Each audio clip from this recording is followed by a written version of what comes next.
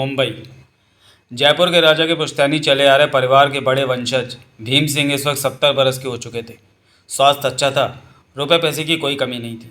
दो बेटे थे, बड़ा विक्रमजीत सिंह और छोटा रणजीत सिंह। दोनों की शादियां हो चुकी थी, बच्चे थे। 1000 गज के विशाल बंगले में वे रहते थे। नीचे की मंजिल पर भीम सिंह अपनी पत्नी रुक्मणी देवी के साथ रहते थे। पहली मंजिल पर विक्रमजीत सिंह और दूसरी मंजिल पर रणजीत सिंह का परिवार रहता था। इस परिवार की बाहर इज्जत थी।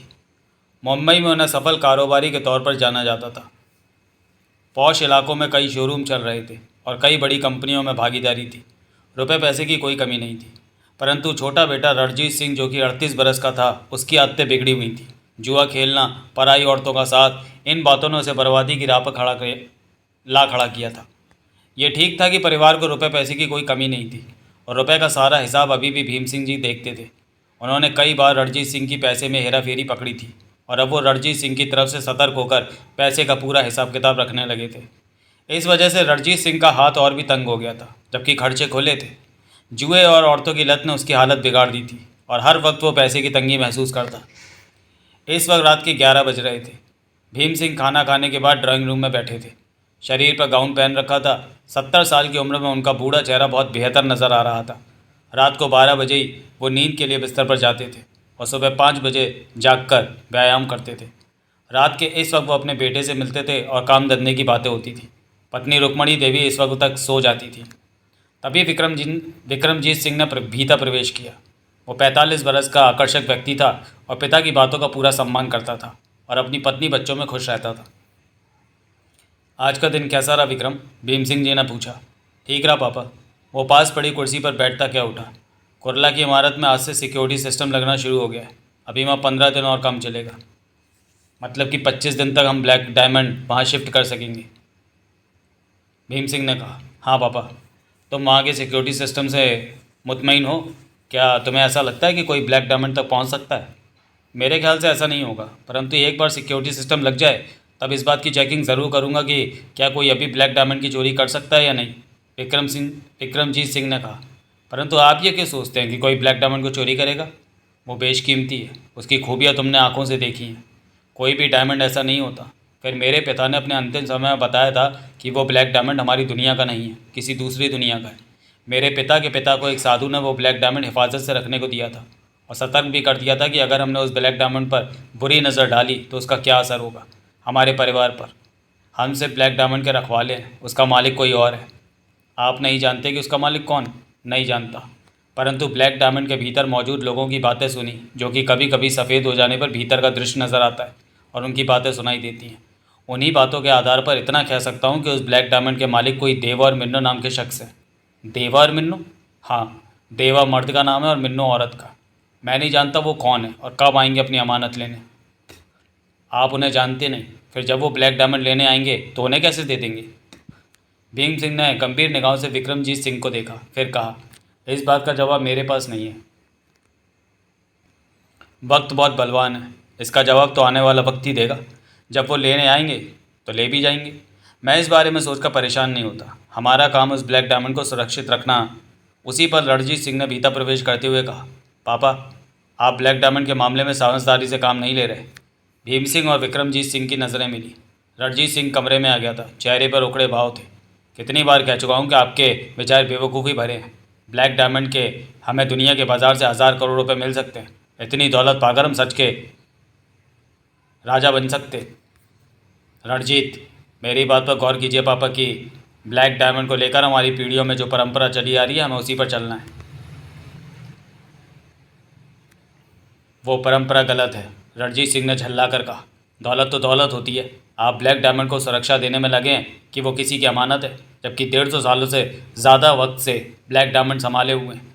ये किसी की अमानत नहीं है, ये हमारा है और इसे बेच देना। रणजीत, भीम सिंह का सर कठोर हो गया। रणजीत सिंह ने नाराज़गी भरी निगाहों से भीम सिंह को देखा। तुम ये बात मुझे सैकड़ों बार कह चुके हो और हर बार मैंने तुम्हें समझाया कि ब्लैक डायमंड को इसी प्रकार सुरक्षा दी जाती रहेगी। मैं ना रहूं तो मेरे बाद तुम दोनों इसे सुरक्षित रखोगे। क्या बकवास है। रणजीत सिंह झल्ला उठा। विक्रमजीत सिंह इन बातों के बीच खामोश खड़ा था। हमारे पुरखे बेवकूफ़ नहीं थे जो इस ब्लैक डायमंड को सुरक्षित रखते आए हैं। अगर हमने ब्लैक डायमंड को सुरक्षित नहीं रखा तो हमारा परिवार तबाह हो जाएगा। ये बात उस साधु ने कही थी जिसने ब्लैक डायमंड दिया था और आपको उस बात पर भरोसा है? पूरी तरह। मैं नहीं मानता। विक्रमजीत सिंह मानता है, भीम सिंह जी ने कहा। उसकी तो आदत है आपकी हर बात में हाँ मिलाने की। ये रणजीत सिंह ने रणजीत सिंह ने नाराज़गी भरी नज़रों से विक्रम को देखा। विक्रमजीत सिंह चेहरे पर शांत भाव समेटे खड़ा रहा। तुम इस बात को मानते हो कि ब्लैक डायमंड के बारे में पापा जो कहते हैं वो सच है? रणजीत सिंह बोला। कोई भी बात बिना वजह नहीं होती, विक्रमजीत सिंह ने कहा। परंतु मुझे ये बातें कोरी अफवाह लगती हैं। मैं ऐसा नहीं मानता। तुम ब्लैक डायमंड बेचने के खिलाफ हो? रणजीत सिंह ने पूछा। ज़रूरत भी क्या है, हमारे बिजनेस बहुत बढ़िया चल रहे हैं, पैसे की हमें कमी नहीं है और मुझे कमी है पैसे की। रणजीत सिंह के चेहरे पर गुस्सा आ ठहरा। तुम्हारी आदतों की वजह से कमी है।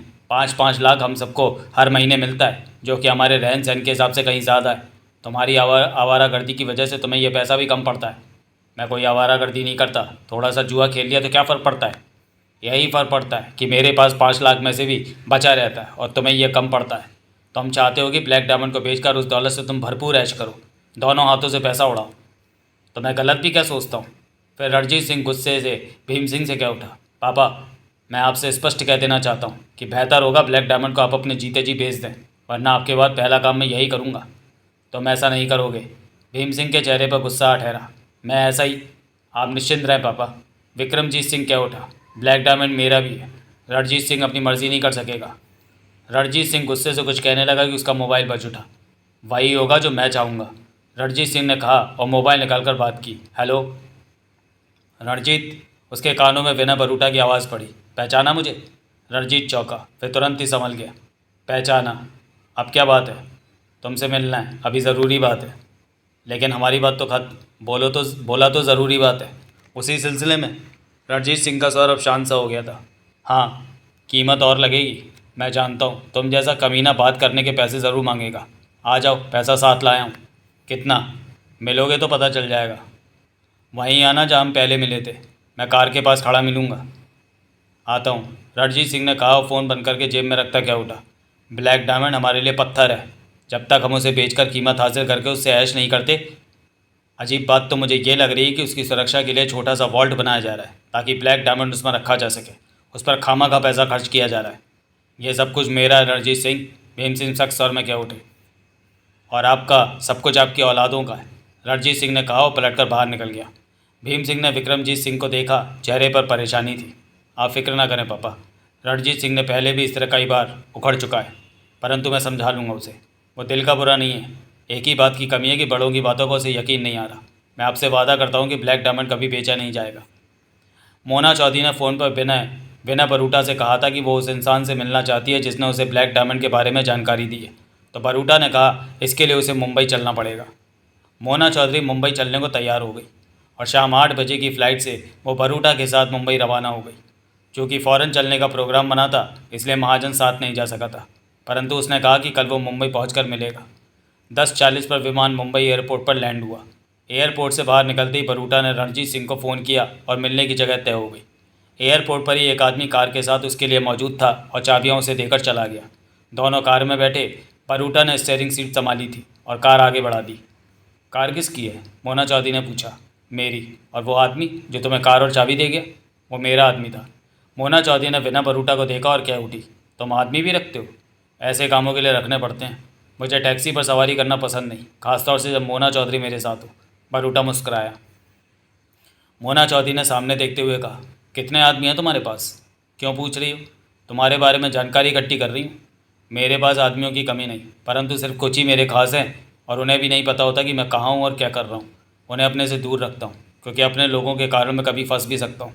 तो तुमने कार लाने को पहले ही अपने आदमी को फ़ोन कर दिया था? हाँ। मुंबई में ही रहते हो? जिस सवाल का जवाब मैं दे चुका हूँ वो बात दोबारा मत पूछो। पूरा हिंदुस्तान मेरा घर है, हर शहर मेरा शहर है। तुम मुझे हर जगह पाओगी, परंतु मेरा निश्चित ठिकाना तुम कभी भी नहीं जान पाओगी। मोना चौधरी मुस्करा कर रह गई, फिर बोली, तुम्हारे परिवार में कौन कौन है? नहीं बताऊंगा। फिक्र मत करो, एक दिन मैं तुम्हारे उसी ठिकाने पर तुमसे मिलूंगी जो तुम बताना नहीं चाहते, मोना चौधरी ने कहा। मैं ब्लैक डायमंड के बारे में सोच रहा हूँ मोना चौधरी। तुम कब से ब्लैक डायमंड पर काम कर रहे हो? महीना हो गया। योजना बनाता रहा, तोड़ फोड़ कर ब्लैक डायमंड तक पहुँचने का रास्ता तैयार करता रहा। रणजीत सिंह ने तुम्हारी बातों से ये नहीं सोचा कि तुम ब्लैक डायमंड पर हाथ साफ करने का प्लान बना रहे हो? मैंने उसे 50 लाख दिया तो ये सोचना वो भूल गया होगा। कोई इतना बेवकूफ़ नहीं होता, मोना चौधरी बोली। वो मिलेगा अभी, उससे बात करके देखना, शायद अब तक ये बात उसने सोच ली हो। परंतु मुझे ऐसा कुछ नहीं लगता, क्योंकि उससे बात हुई तो वो फिर नोटों की बात करने लगा था और मिलने को तैयार हो गया। उनकी कार अंधेरे में सड़क किनारे एक जगह खड़ी थी। कार की हेडलाइट और इंजन बंद था। दोनों भीतर बैठे थे कि तभी एक कार उनकी कार के पीछे आकर रुकी। उसकी हेडलाइट बंद हो गई। आओ, विनय बरूटा कार का दरवाज़ा खोलते हुए बोला। वो आ गया। विनय बरूटा और मोना चौधरी बाहर निकले। तब तक पीछे की कार से रणजीत सिंह भी बाहर आ गया था। वे लोग मिले। बरूटा ने रणजीत सिंह से हाथ मिलाते मोना चौधरी की तरफ इशारा करके कहा, ये मेरी होने वाली पत्नी है। अगले महीने हम शादी करने वाले हैं। अंधेरे में रणजीत सिंह ने मोना चौधरी को घूरा, फिर बरूटा से कहा, तुम इसके काबिल तो नहीं लगते। मेरे मुंह पर ही इसके सामने ये बात मत कहो, कहीं इसने शादी का प्रोग्राम बदल दिया तो। तुमने अब मुझे फ़ोन क्यों किया? ये मेरी होने वाली पत्नी इस बात पर विश्वास नहीं कर रही कि कोई ब्लैक डायमंड ऐसा भी हो सकता है जैसा कि तुमने मुझे बताया था। ये सोचती है कि मैं इसे बेवकूफ़ बना रहा हूँ। बिना बरूटा ने कहा, तो मैं क्या करूँ? तुम इसे अपने मुंह से बताओ कि ब्लैक डायमंड में क्या क्या खासियतें हैं, ताकि इसे मेरी बात का भरोसा हो जाए। अब मैं ऐसा कोई सौदा नहीं था कि इस बारे में तुम्हें दोबारा बताऊँगा। नोट ले लेना। कितने? 5 लाख। 10 लाख लूँगा, रणजीत सिंह ने कहा। ये तो ज़्यादा है, 50 लाख तो मैं पहले ही दे चुका हूँ, 5 लाख ही ज़्यादा हैं। ठीक है, पहले नोट निकालो, रणजीत सिंह बोला। बिना बरूटा ने चाबी लगाकर कार की डिक्की खोली और सामने ही 500 के नोटों का छोटा सा बंडल रखा था, जो कि उसकी हिदायत के मुताबिक उसके आदमी ने रखा था। बंडल निकाल डिक्की बंद की और पास आकर रणजीत सिंह को बंडल थमाता क्या उठा। 500 के नोटों की 10 गड्डियाँ हैं। रणजीत सिंह ने बंडल थामकर अपनी कार की सीट पर रखा और वापस आकर बोला, कहो, इसे ब्लैक डायमंड के बारे में सब कुछ बताओ जो मुझे बताया था, विनय बरूटा ने कहा। रणजीत सिंह ब्लैक डायमंड के बारे में मोना चौधरी को बताने लगा। बरूटा ने उसे कम बताया था और भी कई बातें रणजीत सिंह ने बताई। सब कुछ सुनने के बाद मोना चौधरी बोली, जब ब्लैक डायमंड शीशे की तरह सफ़ेद हो जाता है तो उसमें लोग नज़र आते हैं। उनकी बातों की आवाज़ बाहर खड़े तुम लोगों को सुनाई देती है। तब वो क्या बातें होती हैं? मैं स्पष्ट तौर पर सुन नहीं पाया वो बातें। मेरे सामने तो ऐसा एक ही बार हुआ था, परंतु पापा के सामने कई बार हो चुका है ऐसा। बातें उन्होंने सुनी हैं, परंतु मैंने उनसे कभी नहीं पूछा कि क्या बातें सुनाई देती हैं, रणजीत सिंह बोला। तुमने बिना बरूटा क्या उठा? जो कहा है वो सच है ना? ये बात तुम पहले भी बहुत बार पूछ चुके हो, रणजीत सिंह ने तीखे स्वर में कहा। 50 पहले और 5 अब, 55 लाख खर्चा है, इसलिए 10 बार और। मैंने जो कहा है सब कहा है, सच कहा है। झूठ निकला तो तू नहीं बचेगा। बिना बरूटा की आवाज़ में सख्ती आ गई। रणजीत सिंह ने दोनों को घूरा और क्या उठा, क्या तुम लोग ब्लैक डायमंड लूटने की तैयारी कर रहे हो? तूने ऐसा क्यों सोचा? मैं तो सिर्फ ये सोच रहा हूँ कि 55 लाख रुपया तुमने ब्लैक डायमंड की जानकारी पाने में खर्च किया तो यूँ ही नहीं खर्च किया होगा। मेरे ख्याल में तुम लोग ब्लैक डायमंड को लूटने की सोच रहे हो। मैंने ठीक कहा ना? तूने गलत कहा। हम शरीफ लोग हैं और उत्सुकता के नाते ब्लैक डायमंड के बारे में पूछा। अब सब कुछ जान लेने के बाद ऐसा लगता है कि मैंने अपना 55 लाख ख़राब कर दिया। बिना बरूटा ने अफसोस भरे स्वर में पूछा। अब मुझे मत बुलाना, रणजीत सिंह क्या उठा। अब मैं नहीं आऊँगा इस बारे में कोई बात करने। अब तो तुझे फूटी कौड़ी भी देने का इरादा नहीं है मेरा। रणजीत सिंह अपनी कार लेकर चला गया। बरूटा मोना चौधरी को देख कर क्या उठा। तुमने सब सुना जो उसने कहा? हाँ, मुझे यकीन आ गया है कि ब्लैक डायमंड में ऐसा कुछ है, परंतु फिर भी यकीन नहीं आता कि कोई डायमंड ऐसा हो सकता है। पूरा यकीन तो तुम्हें अब मैं दिलाऊंगा। बिना बरूटा मुस्कुरा पड़ा। कैसे? जब ब्लैक डायमंड हमारे पास होगा। मेरे ख्याल में तुम्हें मेरी योजना सुन लेनी चाहिए कि कैसे हम। अभी नहीं, मैं थकी हुई हूँ और सोना चाहती हूँ। कल महाजन भी आ जाएगा, तब बात करेंगे। क्या महाजन भी इस काम में हिस्सेदार होगा? बिना बरूटा ने पूछा। फिक्र मत करो, तुम्हारे पल्ले से कुछ नहीं जाएगा। हिस्से दो ही होंगे, तुम्हारा और मेरा। मेरी तरफ से कोई आदमी बीच में आएगा तो उसे मैं निपटूंगी, तुम्हारी तरफ से कोई आएगा तो उसे तुम निपटोगे, मोना चौधरी ने कहा। यह ठीक रहेगा। आओ चलें। जाना कहाँ है? अब तुम्हें किसी बढ़िया होटल के बाहर छोड़ देता हूँ, मैं कल तुम्हारे पास आ जाऊँगा। मतलब कि मुंबई में तुम्हारा ठिकाना है? मेरा ठिकाना हर बड़े शहर में है। मेरे इंतज़ामों के बारे में तुम ना ही जानो तो बेहतर है। कोशिश करके भी जान नहीं पाओगी। जवाब में मोना चौधरी मुस्करा पड़ी, कहा कुछ नहीं। अगले दिन 11 बजे मोना चौधरी और विनय बरूटा साथ थे, कार में थे। बरूटा कार ड्राइव कर रहा था। महाजन आज आ जाएगा? विनय बरूटा ने पूछा। वो आ रहा है, प्लेन में है, सुबह फ़ोन आया था उसका। 2-2.5 घंटे तक होटल पहुंच जाएगा, मोना चौधरी ने कहा। तुम हर काम में महाजन को साथ लेती हो? नहीं, तो फिर इस काम में उसे साथ क्यों लिया? वो अपनी इच्छा से मुंबई आ रहा है, तो काम होने के बाद वो तुमसे अपना हिस्सा भी मांगेगा। मोना चौधरी ने विनय बरूटा को देखा, फिर क्या उठी। तुम मेरे और महाजन के रिश्ते को टटोलने की चेष्टा मत करो कि दौलत मिलने पर हम कैसे बांटते हैं या नहीं बांटते। तुम सिर्फ ब्लैक डायमंड की तरफ ध्यान दो, उसे कि उसे कैसे हासिल करना है। मैंने तो यूँ ही पूछा था। मोना चौधरी खामोश रही। तुम चाहो तो मैं तुमसे शादी के बारे में सोच सकता हूँ, बरूटा ने मुस्कुरा कर कहा। ये सोचना छोड़ दो और बार बार तो मैं कह रही हूँ कि सिर्फ ब्लैक डायमंड के बारे में सोचो। शादी का इतना ही शौक है तो मुझसे खूबसूरत ढेरों लड़कियाँ पड़ी हैं, उनमें से किसी को चुन लो। खूबसूरत तो मिल जाएंगी परंतु उनमें तुम जैसे गुण नहीं मिलेंगे। मेरे गुण गैर कानूनी हैं तो मैं कौन सा कानूनी बंदा हूँ, मैं भी तो। तभी मोना चौधरी का मोबाइल बजा। हेलो, मोना चौधरी ने बात की।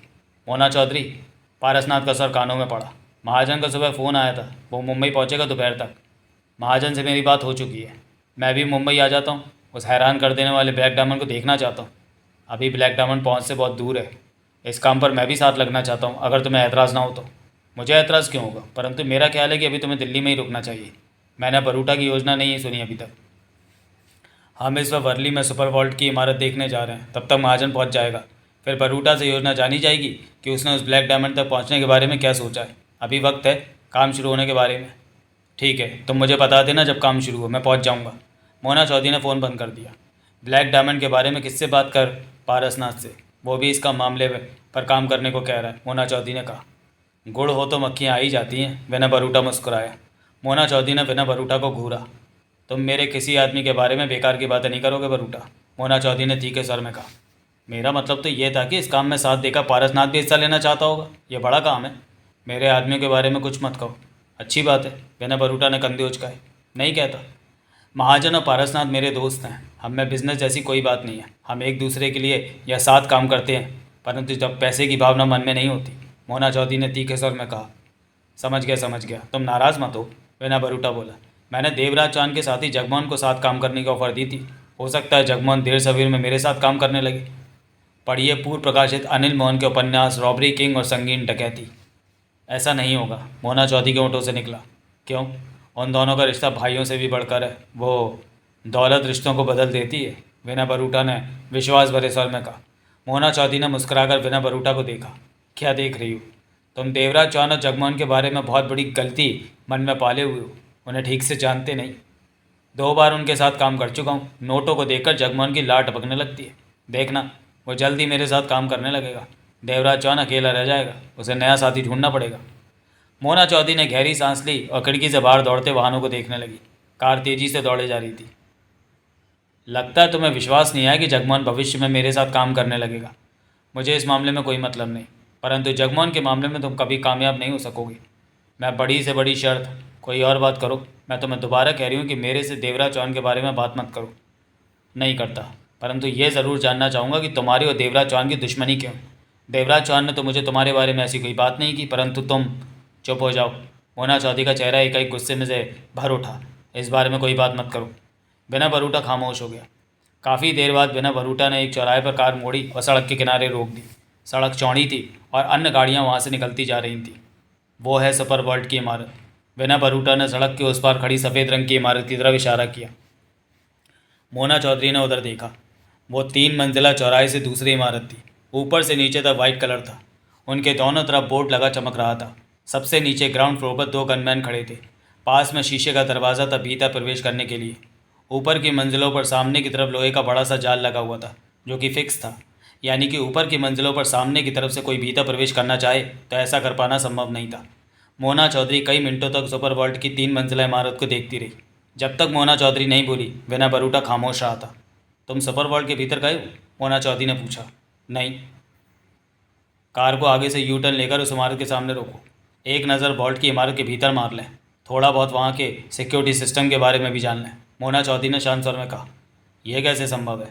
हम वहाँ जाकर कहेंगे कि हमने अपना कीमती सामान उनके वॉल्ट में रखवाना है, परंतु ऐसा करने से पहले सुरक्षा इंतजामों के बारे में पता कर लेना चाहते हैं कि क्या हमारी दौलत सुरक्षित रहेगी। मोना चौधरी ने कहा। बिल्कुल सुरक्षित रहेगी आपकी दौलत, आपकी हर कीमती चीज़। सुपर वर्ल्ड के मैनेजर सौरभ शुक्ला ने मोना चौधरी और विना बरूटा को देखकर कहा। ग्राहक की दौलत की सुरक्षा की हमारी गारंटी है। मोना चौधरी और विना बरूटा ने अपना परिचय वॉल्ट मैनेजर सौरभ शुक्ला को पति पत्नी के रूप में दिया था, जो कि 10 सालों से अमेरिका में रह रहे हैं और अब इंडिया में शिफ्ट हो गए हैं और अपनी कीमती चीज़ें रखने के लिए कोई बैंक या वॉल्ट ढूंढ रहे हैं। आपकी कही बात पर हमें विश्वास है मिस्टर शुक्ला, विनय बरूटा ने कहा, परंतु हम सिर्फ बात पर ही भरोसा नहीं कर सकते, क्योंकि हमारे पास बेशकीमती डायमंड हैं। जब तक हमें तसल्ली नहीं होगी, हम यहाँ लोगों के बेशकीमती डायमंड भी मौजूद हैं। सौरभ शुक्ला ने कहा। हर ग्राहक पहले यहाँ की सुरक्षा व्यवस्था से वाकिफ़ होना चाहता है कि उसे तसल्ली रहे कि उसकी दौलत सुरक्षित रहेगी। यूँ तो यह सारा वॉल्ट ही सुरक्षित है। हर तरह के अलार्म लगे हुए हैं। स्टील की मोटी परत दीवारों पर भीतरी तरफ है, कंक्रीट का मजबूत फर्श और छतें हैं। यह वॉल्ट दिन में 12 बजे से शाम 4 बजे तक के लिए खुलता है। यह वॉल्ट की सुरक्षा की खातिर किया जाता है कि वॉल्ट को बेहद कम समय के लिए खोला जाता है और एक बार वॉल्ट बंद हो जाने के बाद इसमें प्रवेश कर पाना नामुमकिन है। मुख्य प्रवेश गेट से ही इसके सुरक्षा सिस्टम चालू हो जाते। मिस्टर शुक्ला, मोना चौधरी ने गंभीर स्वर में कहा, क्या आप हमें सुरक्षा सिस्टमों के बारे में बताना चाहेंगे? क्यों नहीं, सौरभ शुक्ला फौरन उठा। आइए मेरे साथ। मेरी पत्नी अपनी दौलत के बारे में कुछ ज़्यादा ही चिंतित है। उठते हुए विनय बरूटा ने मुस्कुराकर कहा। क्यों ना हूँ, मोना चौधरी क्या उठी। मैंने बहुत मेहनत से अपनी दौलत इकट्ठी की है। मैंने भी तो मेहनत की है, परंतु तुमसे ज़्यादा मैंने की है, मोना चौधरी ने अड़ियल स्वर में कहा। सौरभ शुक्ला खामोशी से खड़ा दोनों को देखने लगा। जो भी हो, दौलत तो हम दोनों की है, क्या मुझे दौलत की चिंता नहीं है? विनय बरूटा बोला। तुम तो डायमंड को बैंक के लॉकर में रखने को कह रहे थे, जहाँ से कोई भी आसानी से हीरो की चोरी कर लेता। इस वॉल्ट तक तो तुम्हें मैं ही लेकर आई हूँ, मोना चौधरी ने झगड़ने वाले अंदाज में कहा। विनय बरूटा ने आहत भाव से सौरभ शुक्ला को देखा, जैसे उसका साथ चाहता। सौरभ शुक्ला तुरंत मीठे स्वर में मोना चौधरी से कह उठा। आप फिक्र ना करें मैडम, हमारे वॉल्ट में गुप्त स्ट्रांग रूम है। वहाँ पर हम खास कस्टमरों की बेशकीमती चीज़ें ही रखते हैं और वहाँ तक किसी का भी पहुँच पाना मुमकिन नहीं। एक बार हम पर भरोसा करके तो देखें। आप मुझे यहाँ की सारी सुरक्षा व्यवस्था बताएं, उस स्ट्रांग रूम के बारे में भी बताएं, मोना चौधरी ने कहा। अगर मुझे सब ठीक लगा तो मैं डायमंड अब कई वॉल्ट में रखूँगी। शुक्रिया मैडम, हमारे वॉल्ट के रेट भी कम है। 3 महीनों के लिए 1 करोड़ की रकम की चीज़ पर सिर्फ 10,000 रुपये ही लेते हैं। जितनी कीमत आप अपनी चीज़ की कहोगी उसी के हिसाब से किराया तय होगा। हमारे यहाँ कीमती चीज़ का बीमा भी किया जाता है, उसका प्रीमियम अलग से देना होता है। इंश्योरेंस कंपनी का एजेंट आधे घंटे में यहाँ पहुँच जाएगा, जब भी आप चाहेंगी। परंतु पहले मैं यहाँ के सुरक्षा इंतजामों के बारे में आपको बताकर आपकी तसल्ली करा देता हूँ। यह बातें तो बाद में भी हो जाएंगी, सौरभ शुक्ला ने केबिन के दरवाजे की तरफ बढ़ते कहा। मतलब कि आपको पूरा यकीन है कि कोई चोर लुटेरा आपका वॉल्ट नहीं लूट सकता? विनय बरूटा बोला। मैं कहता हूँ कोई भीतर प्रवेश कर ही नहीं सकता। लूटना तो बहुत दूर की बात है। सुरक्षा इंतजामों को जानने के बाद आप भी यही बात कहेंगे। आइए मैं आपको बताता हूँ। सौरभ शुक्ला के पीछे पीछे मोना चौधरी और विनय बरूटा भी केबिन से बाहर निकल गए। 1 घंटे बाद मोना चौधरी और विनय बरूटा सुपर वॉल्ट से बाहर निकले। विनय बरूटा अपनी कार की तरफ बढ़ा तो मोना चौधरी बोली, मैं इमारत के पीछे का हिस्सा देखना चाहती हूँ। देख लो, पीछे गली है, विनय बरूटा ने कहा और मोना चौधरी के साथ चौराहे की तरफ चल दिया। यहाँ घूमकर उन्होंने सुपर वॉल्ट की पीछे वाली गली की तरफ जाना था। वॉल्ट के सुरक्षा इंतजाम तगड़े हैं, मोना चौधरी चलते चलते कह उठी। इन सब इंतज़ामों के बारे में मैं पहले ही जानता था, कुछ भी नया पता नहीं चला, बरूटा बोला। कैसे जाना? पहले वॉल्ट का मैनेजर मीर चंदानी नाम का व्यक्ति होता था, परंतु साल भर पहले वो नौकरी छोड़ गया। मैंने उसे ढूंढा, पकड़ा और 15 लाख में बात बनी। वॉल्ट की सुरक्षा व्यवस्था के बारे में उसने सब बता दिया। ऐसे इंतज़ामों के बीच तुमने क्या योजना बनाई होगी? सुन लेना, बरूटा मुस्कुराया। तुम्हारी योजना काम करेगी? पूरी तरह। मेरी योजना में कोई कमी दिखे तो बेशक बता देना, गलती सुधार लूँगा। मोना चौधरी ने कुछ नहीं कहा। चौराहे से वो बाईं तरफ कोने पर बनी इमारत के साथ ही मुड़ गए थे। तभी मोना चौधरी का फ़ोन बजा। हेलो, मोना चौधरी ने बात की। मैं मुंबई पहुंच गया हूँ, एयरपोर्ट पर हूँ। महाजन की आवाज़ कानों में पड़ी। उसी होटल में पहुंचो जिसके बारे में तुम्हें सुबह बताया था। रिसेप्शन से मेरे कमरे की चाबी ले लेना। मैं रिसेप्शन पर कह आई थी, नीलू महाजन नाम का कोई आदमी आए तो उसे मेरे कमरे की चाबी दे दी जाए। और तुम कहाँ हो? मैं बरूटा के साथ हूँ और 1-1.5 घंटे में पहुँच जाऊँगी। मोना चौधरी ने फ़ोन बंद करके जेब में रखा। बिना बरूटा मोना चौधरी के साथ चलता रहा। पीछे की गली में पहुंचा। दोनों ने ठिठक कर गली में नज़र मारी। सुपर वर्ल्ड की इमारत को देखा। दीवार के साथ छोटा सा तंबू लगा देखा, जिसके बाहर टप्पू छाया में बैठा था और राधे उसके पास खड़ा था। वो तंबू क्यों लगा है? बिना बरूटा ने कहा। पहले तो नहीं था। बिजली विभाग का बोर्ड लगा है पास में, मोना चौधरी बोली। केबल का कोई काम हो रहा होगा। वो नीली वर्दी वाला गार्ड कौन है? वो गली का गार्ड है। दिन में और रात में 12-12 घंटे की ड्यूटी 2 गार्ड देते हैं। इस गार्ड का नाम राधे है और दूसरा जो रात को आता है उसका नाम किशन है, बिना बरूटा ने कहा। सब कुछ जान रखा है। काम करना है तो हर तरफ नज़र रखनी पड़ती है। आओ तंबू तक चलें, मोना चौधरी ने कहा। दोनों आगे बढ़ गए। तंबू के पास पहुंचे। टप्पू और गार्ड की निगाह इनकी तरफ बैठी। कैसे हो राधे? बिना बरूटा ने मुस्कुराकर पूछा। बढ़िया साहब। राधे बरूटा से पहले भी मिल चुका था जब बरूटा छानबीन करने गली में आया था। तंबू में क्या हो रहा है? बरूटा टप्पू पर नज़र मार करके उठा। बिजली वाले हैं साहब, केबल डालने के लिए खुदाई कर रहे हैं, गार्ड ने कहा। मोना चौधरी की निगाह टप्पू को देख रही थी, जो अंडरवियर में बैठा था। कुछ देर पहले ही बाहर आकर बैठा था और जगमोहन को खुदाई करने के लिए भीतर भेजा था, क्योंकि रंजन लाल खुदाई का काम करके बहुत थक गया था और वो तगड़ी नींद लेने के बाद ही काम शुरू करना चाहता था। परंतु जगमोहन नहीं चाहता था कि काम रुके। ऐसे में जब टप्पू थक टूट कर खुदाई वाली तंग सुरंग से बाहर निकला तो जगमोहन ने उसे बाहर बैठने को कहा और खुद खुदाई के लिए भीतर चला गया। आप यहाँ कैसे साहब? राधे ने बिना बरूटा से पूछा। वॉल्ट में आया था तो सोचा तुम्हारा हाल पूछ लूँ। बरूटा ने फिर मोना चौधरी को देखा। चलो। मोना चौधरी ने सिर हिला दिया। दोनों गली के किनारे की तरफ बढ़ गए। बरूटा, मोना चौधरी बोली, तुमने एक चीज़ नोट की? क्या? जो मजदूर बाहर बैठा था उसने कीमती अंडरवियर पहन रखा था। मोना चौधरी ने कहा। कीमती अंडरवियर? हाँ, जॉकी कंपनी का वो 150 रुपये का अंडरवियर आता है। मजदूर लोग ऐसे कीमती अंडरवियर नहीं खरीद सकते। वो उसका नहीं होगा, चोरी किया होगा या कहीं पड़ा मिल गया होगा। मैंने बरूटा मुस्कुराया। तुम छोटी छोटी बातों का भी ध्यान रखती हो। मोना चौधरी ने कुछ नहीं कहा। दोनों गली से बाहर निकलकर उस तरफ मुड़ गए जिस ओर वॉल्ट का मुख्य गेट था। वहाँ कार खड़ी थी। होटल चलो, मोना चौधरी बोली, महाजन वहाँ पहुँचने वाला होगा। ये लोग कौन थे? उनके जाते ही टप्पू ने राधे से पूछा। यूं ही, राधे बोला, साहब लोग हैं, वॉल्ट में आते हैं। तो यहाँ क्या करने आए? मुझसे मिलने। राधे ने दांत फाड़े। तुमसे मिलने? टप्पू ने राधे को घूरा। हाँ वो, तू ऐसा क्या तोप चीज़ है जो साहब लोग तुझसे मिलने आएंगे? राधे के चेहरे पर सकपकाट के भाव उभरे। वो बस यूं ही आ गए। टप्पू ने सिगरेट सुलगा ली। ये तो बहुत महंगी वाली सिगरेट है। राधे क्या उठा। पिएगा? एक दे दो। रात को खाना खाने के बाद कभी कभी पीने का मन करता है, तब पीऊँगा। टप्पू ने सिगरेट दी तो राधे ने जेब में रखते हुए कहा, टप्पू भाई, मेरी नौकरी पक्की है ना? जगमोहन ने कह दिया है तो पक्की ही समझ। सोहनलाल से बात हुई? वो जो बाहर मिट्टी निकालता है वो सोहनलाल? वही। उससे बात नहीं हुई तो मुझसे कह दो, बड़ी मेहरबानी होगी तेरी। राधे मक्खन लगाने वाले स्वर में क्या उठा। मेरे कहने से कुछ नहीं होगा। सोहनलाल ने तुझे पास कर दिया तो समझ ले नौकरी मिल जाएगी। मतलब कि तब साहब को मुझे नौकरी देनी होगी? हाँ, मेरी नौकरी भी तो सोहनलाल ने लगवाई थी। एक बार सरकारी नौकरी लग जाए तो चिंता नहीं रहती ज़िंदगी भर खाने पीने की। टप्पू ने मुस्कुरा कर कहा। मेरी तरह ऐश करेगा? तेरी तरह ऐश? राधे की निगाह टप्पू के जिस्म पर लगी मिट्टी पर गई। ये मिट्टी तो 5-7 दिन की बात होती है, उसके बाद तो सांप बनकर घूमना होता है। ऐसा खुदाई का काम कौन सा रोज़ रोज़ होता है? बाकी दिन तो ताश खेलते ही निकालते पड़ते हैं। ताश खेलते हैं? हाँ। तेरे को 3 पत्ती आती है? 3 पत्ती नहीं आती। मैं सिखा दूंगा तुझे। तनख्वाह मिलने पर सब 3 पत्ती ही खेलते हैं, पैसा लगाकर। कई बार तो तनख्वाह डबल हो जाती है पैसे जीत कर, कभी कम भी हो जाती है। टप्पू कहते कहते गली की तरफ देखने लगा। राधे ने भी फौरन उधर देखा। एक कार अभी अभी गली के भीतर आई थी। ये तो तुम्हारे साहब की कार है। राधे फौरन क्या उठा। तू कार को खूब पहचानता है? टप्पू खड़े होता क्या उठा। साहब इसी कार पर आते हैं। तभी कार पास आकर रुकी। देवराज चौहान बाहर निकला। टप्पू के बाद राधे को देखा। देखता क्या है? टप्पू ने राधे से धीमे स्वर में कहा। सलाम मार साहब को और निकल ले। राधे ने हड़बड़ाकर देवराज चौहान को सलाम कर कहा, साहब मैं भी बिजली विभाग में नौकरी करूँगा। उल्लू के पट्टे। टप्पू दबे स्वर में बोला, ये बात सोहनलाल से कहना, अब जा यहाँ से। राधे उसी पर गली के किनारे की तरफ बढ़ गया। देवराज चौहान ने पास आकर टप्पू से पूछा, काम कैसा चल रहा है? धीमा है परंतु ठीक चल रहा है, टप्पू ने कहा। ज़मीन के भीतर सुरंग जैसे रास्ते में खुदाई करने में परेशानी तो है ही। परेशानी भूल जाओगे जब नोट हाथ आएंगे। टप्पू मुस्कुराया।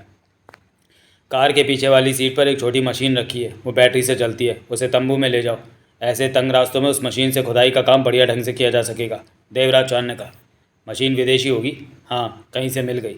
अपने हिंदुस्तान में कमाल की चीज़ें कम ही बनती हैं। टप्पू कार की तरफ बढ़ गया। देवराज चौहान ने तंबू में प्रवेश किया। सोहनलाल गड्ढे में झुका मिट्टी निकाल रहा था। चेहरे पर थकावट थी। रंजन लाल एक तरफ सोया पड़ा था।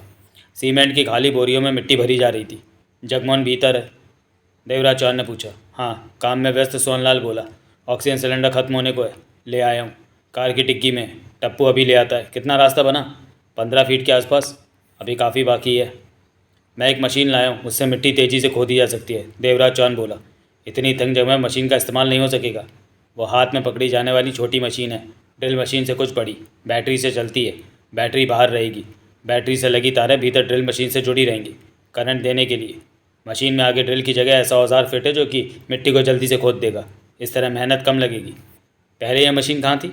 मुझे ऐसी मशीन के बारे में जानकारी नहीं थी। अचानक ही एक दुकानदार से इस मशीन के बारे में पता चला तो ले आया। तभी पर्दा सरकाकर टप्पू ने भीतर प्रवेश किया।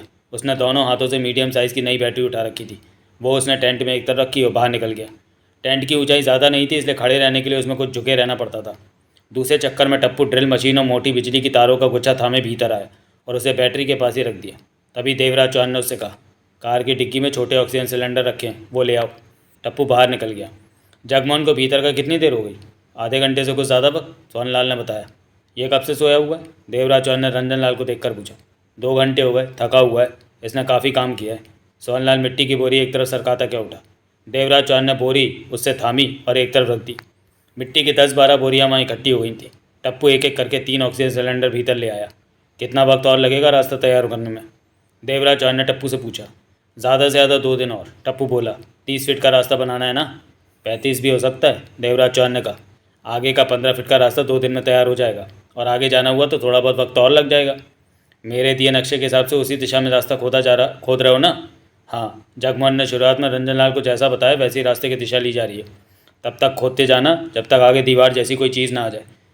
तब तुम लोगों का आगे बढ़ना खुद ही रुक जाएगा। रास्ते में पड़ने वाली दीवार ही हमारी मंजिल है, देवराज चौहान ने शांत स्वर में कहा।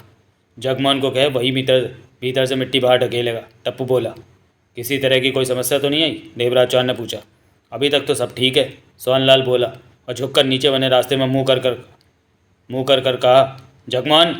भीतर से जगमोहन की दबी दबी आवाज़ आई। मिट्टी बाहर ला, ज़्यादा मिट्टी इकट्ठी हो गई तो निकालने में समस्या आएगी। भीतर से फिर जगमोहन की आवाज़ आई, जिसे सोहनलाल ही सुन पाया। 10 मिनट पहले टप्पू ने देवराज चौहान से कहा, एक युवती और 30 बरस का आदमी गली में आए थे, राधे से मिले। बातों से पता चला वो सुपर वॉल्ट में आए थे और राधे उन्हें जानता था। वो पूछ रहे थे कि टेंट के भीतर क्या हो रहा है। तो राधे ने बताया कि बिजली विभाग वाले केबल डालने के लिए खुदाई कर रहे हैं, फिर वो चले गए। मतलब कि कोई समस्या नहीं है? नहीं। तभी गड्ढे में भीतर से मिट्टी बाहर की तरफ एक तरफ सरकाई जाने लगी। सोहनलाल ने पास रखी प्लेट उठाई और नीचे झुकते हुए मिट्टी को प्लेट में भरकर पास रखी खाली बोरी में डालने लगा। ये क्रम देर तक चलता रहा। सीमेंट की 2 खाली बोरियां और भर गईं। तभी जगमोहन भी बाहर निकल आया। वो पसीने से भीगा बुरे हाल में था, सिर से पाँव तक मिट्टी में लथपथ था। सोहनलाल गड्ढे से बाहर निकला तो तभी जगमोहन बाहर निकल पाया। उसने हाथ में छोटा वाला ऑक्सीजन सिलेंडर थाम रखा था। भीतर जगह तंग होने की वजह से पीठ पर सिलेंडर नहीं लादा जा सकता था। सिलेंडर एक तरफ रखकर ऑक्सीजन मास्क उतारा और आराम करने के लिए बैठ गया। सोहनलाल वापस गड्ढे में गया और प्लेट से बाकी बची मिट्टी बाहर निकालने लगा। सिलेंडर में ऑक्सीजन खत्म होने लगी है, जगमोहन सांसें सहन करता बोला। भीतर मुझे महसूस हो रहा था। नए सिलेंडर ले आया हूँ, देवराज चौहान ने कहा। भूख भी लग रही है, राधे को बेचकर खाना मंगा लो। मेरा यहाँ ज़्यादा रुकना ठीक नहीं। खुदाई नक्शे पर बताई दिशा की तरफ ही हो रही है ना? हाँ, मैं इस बात का पूरा ध्यान रख रहा हूँ, देवराज चौहान ने टप्पू से कहा। राधे को भेजकर खाना मंगवा लो। टप्पू सिर हिलाकर बाहर निकला और गली के मोड़ पर खड़े राधे को इशारे से बुलाया। हाँ, मेरी नौकरी पक्की हो गई क्या? पास आधी खुशी से कह उठा। वो भी हो जाएगी, आज साहब बहुत खुश हैं और बढ़िया लंच करा रहे हैं। 1000 रुपये दिए खाने पीने का सामान मंगवाने के लिए। तू भी खाना लेकर आ फटाफट। अभी लाता हूँ, लाओ पैसे दो। तभी देवराज चौहान टेंट से बाहर निकला तो टप्पू फ़ौरन क्या उठा। साहब जी, खाने के 1000 रुपये। राधे ने तुरंत देवराज चौहान को सलाम मारा। देवराज चौहान ने 1000 रुपये टप्पू को दिए और कार में बैठकर कार बैक करता गली से बाहर निकल गया। ये ले, खाना ला, बढ़िया वाला। बेशक पूरे 1000 खर्च कर देना, 5 बंदों का खाना लाना। ठीक है, अभी लाया। राधे ने जाना चाहा। सुन, राधे ने ठटक कर टप्पू को देखा। साहब को बार बार सलाम मत मारा कर, एक दिन में एक सलामी बहुत होता है। समझ गया। मोना चौधरी और विनय बरूटा जब होटल के कमरे में पहुंचे तो महाजन को मौजूद पाया। वो नहाकर कपड़े बदलकर चाय के घूंट ले रहा था। विनय बरूटा को देखते ही कह उठा, अगर वो हीरा जैसा तुमने कहा है वैसा ना निकला तो फिर देखना। मोना चौधरी को मैंने उससे मिला दिया था और मोना चौधरी ने अपनी तसल्ली की खातिर कई सवाल उससे किए। बरूटा ने कहा। दोनों कुर्सियों पर जा बैठे। वह हीरा उन्हें कहाँ से मिला था? महाजन ने मोना चौधरी से पूछा। 150 साल पहले कोई साधु उनकी पुश्तों को दे गया था, मोना चौधरी ने बताया। क्यों? ये पता नहीं, परंतु उसने ब्लैक डायमंड की रखवाली करने को कहा था कि ये किसी की अमानत है, वो खुद आकर ले जाएंगे। अगर इसे बेचा तो इनका ख़ानदान तबाह हो जाएगा।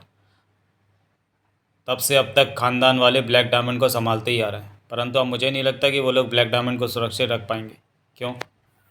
उनकी आज की औलादें लालची हैं, पैसे की ज़रूरत है उन्हें। रात में एक औलाद से मिली। मेरे ख्याल में वो अपने पिता की मौत के बाद ब्लैक डायमंड को बेच देना बेहतर समझेगा, मोना चौधरी ने कहा। वो ऐसा नहीं कर सकेगा। मोना चौधरी और महाजन की निगाह विनय बरूटा पर गई। क्यों? महाजन ने पूछा। क्योंकि ब्लैक डायमंड जल्दी हमारे पास होगा। बरूटा मुस्कुराया। वह हमारा होने जा रहा है। ज़रूरी नहीं कि तुम्हारा हर ख्वाब पूरा हो, महाजन ने ओट से कोड़े। मेरे ख्वाब हमेशा पूरे हुए हैं अब तक। बहुत कम हार का मुंह देखना पड़ा, बिना बरूटा बोला। तुमने इसकी योजना सुनी ब्लैक डायमंड के बारे में? महाजन ने मोना चौधरी से पूछा। अभी नहीं, तुम्हारा इंतज़ार कर रही थी और सुपर वर्ल्ड को देखने चली गई थी। वर्ली गई थी, मोना चौधरी ने कहा। एक बात मुझे सॉरी एक बात मुझे समझ में नहीं आ रही कि वो ब्लैक डायमंड इतना करामाती है तो अब तक बचा हुआ क्यों है? हमारी तरह किसी और की निगाह ब्लैक डायमंड पर क्यों नहीं पड़ी? महाजन बोला। 150 साल के ब्लैक डायमंड एक वंशज के पास था जो कि अब अमेरिका में बस चुके हैं। कभी उस खानदान में यही तय हुआ था कि 150 साल एक भाई के वंशज ब्लैक डायमंड की रक्षा करेंगे और 150 साल बीत जाने पर दूसरे भाई के वंशज ब्लैक डायमंड को सुरक्षा देंगे। अब ब्लैक डायमंड 4 महीने पहले अमेरिका से चोरी छिपे लाकर दूसरे भाई के वंशजों को रखवाली के लिए दे दिया गया। मुझे भी इत्तेफाक से इस बारे में पता चला। चूँकि 150 सालों से ये हिंदुस्तान में नहीं था, इसलिए लोग इसके बारे में नहीं जान पाए। तुम्हें कैसे पता चला? मोना चौधरी ने पूछा। जो लोग ब्लैक डायमंड को अमेरिका से हिंदुस्तान लाए थे, उन्हीं में से एक के द्वारा मुझे ब्लैक डायमंड के बारे में पता चला, तो मैं इसी काम पर लग गया।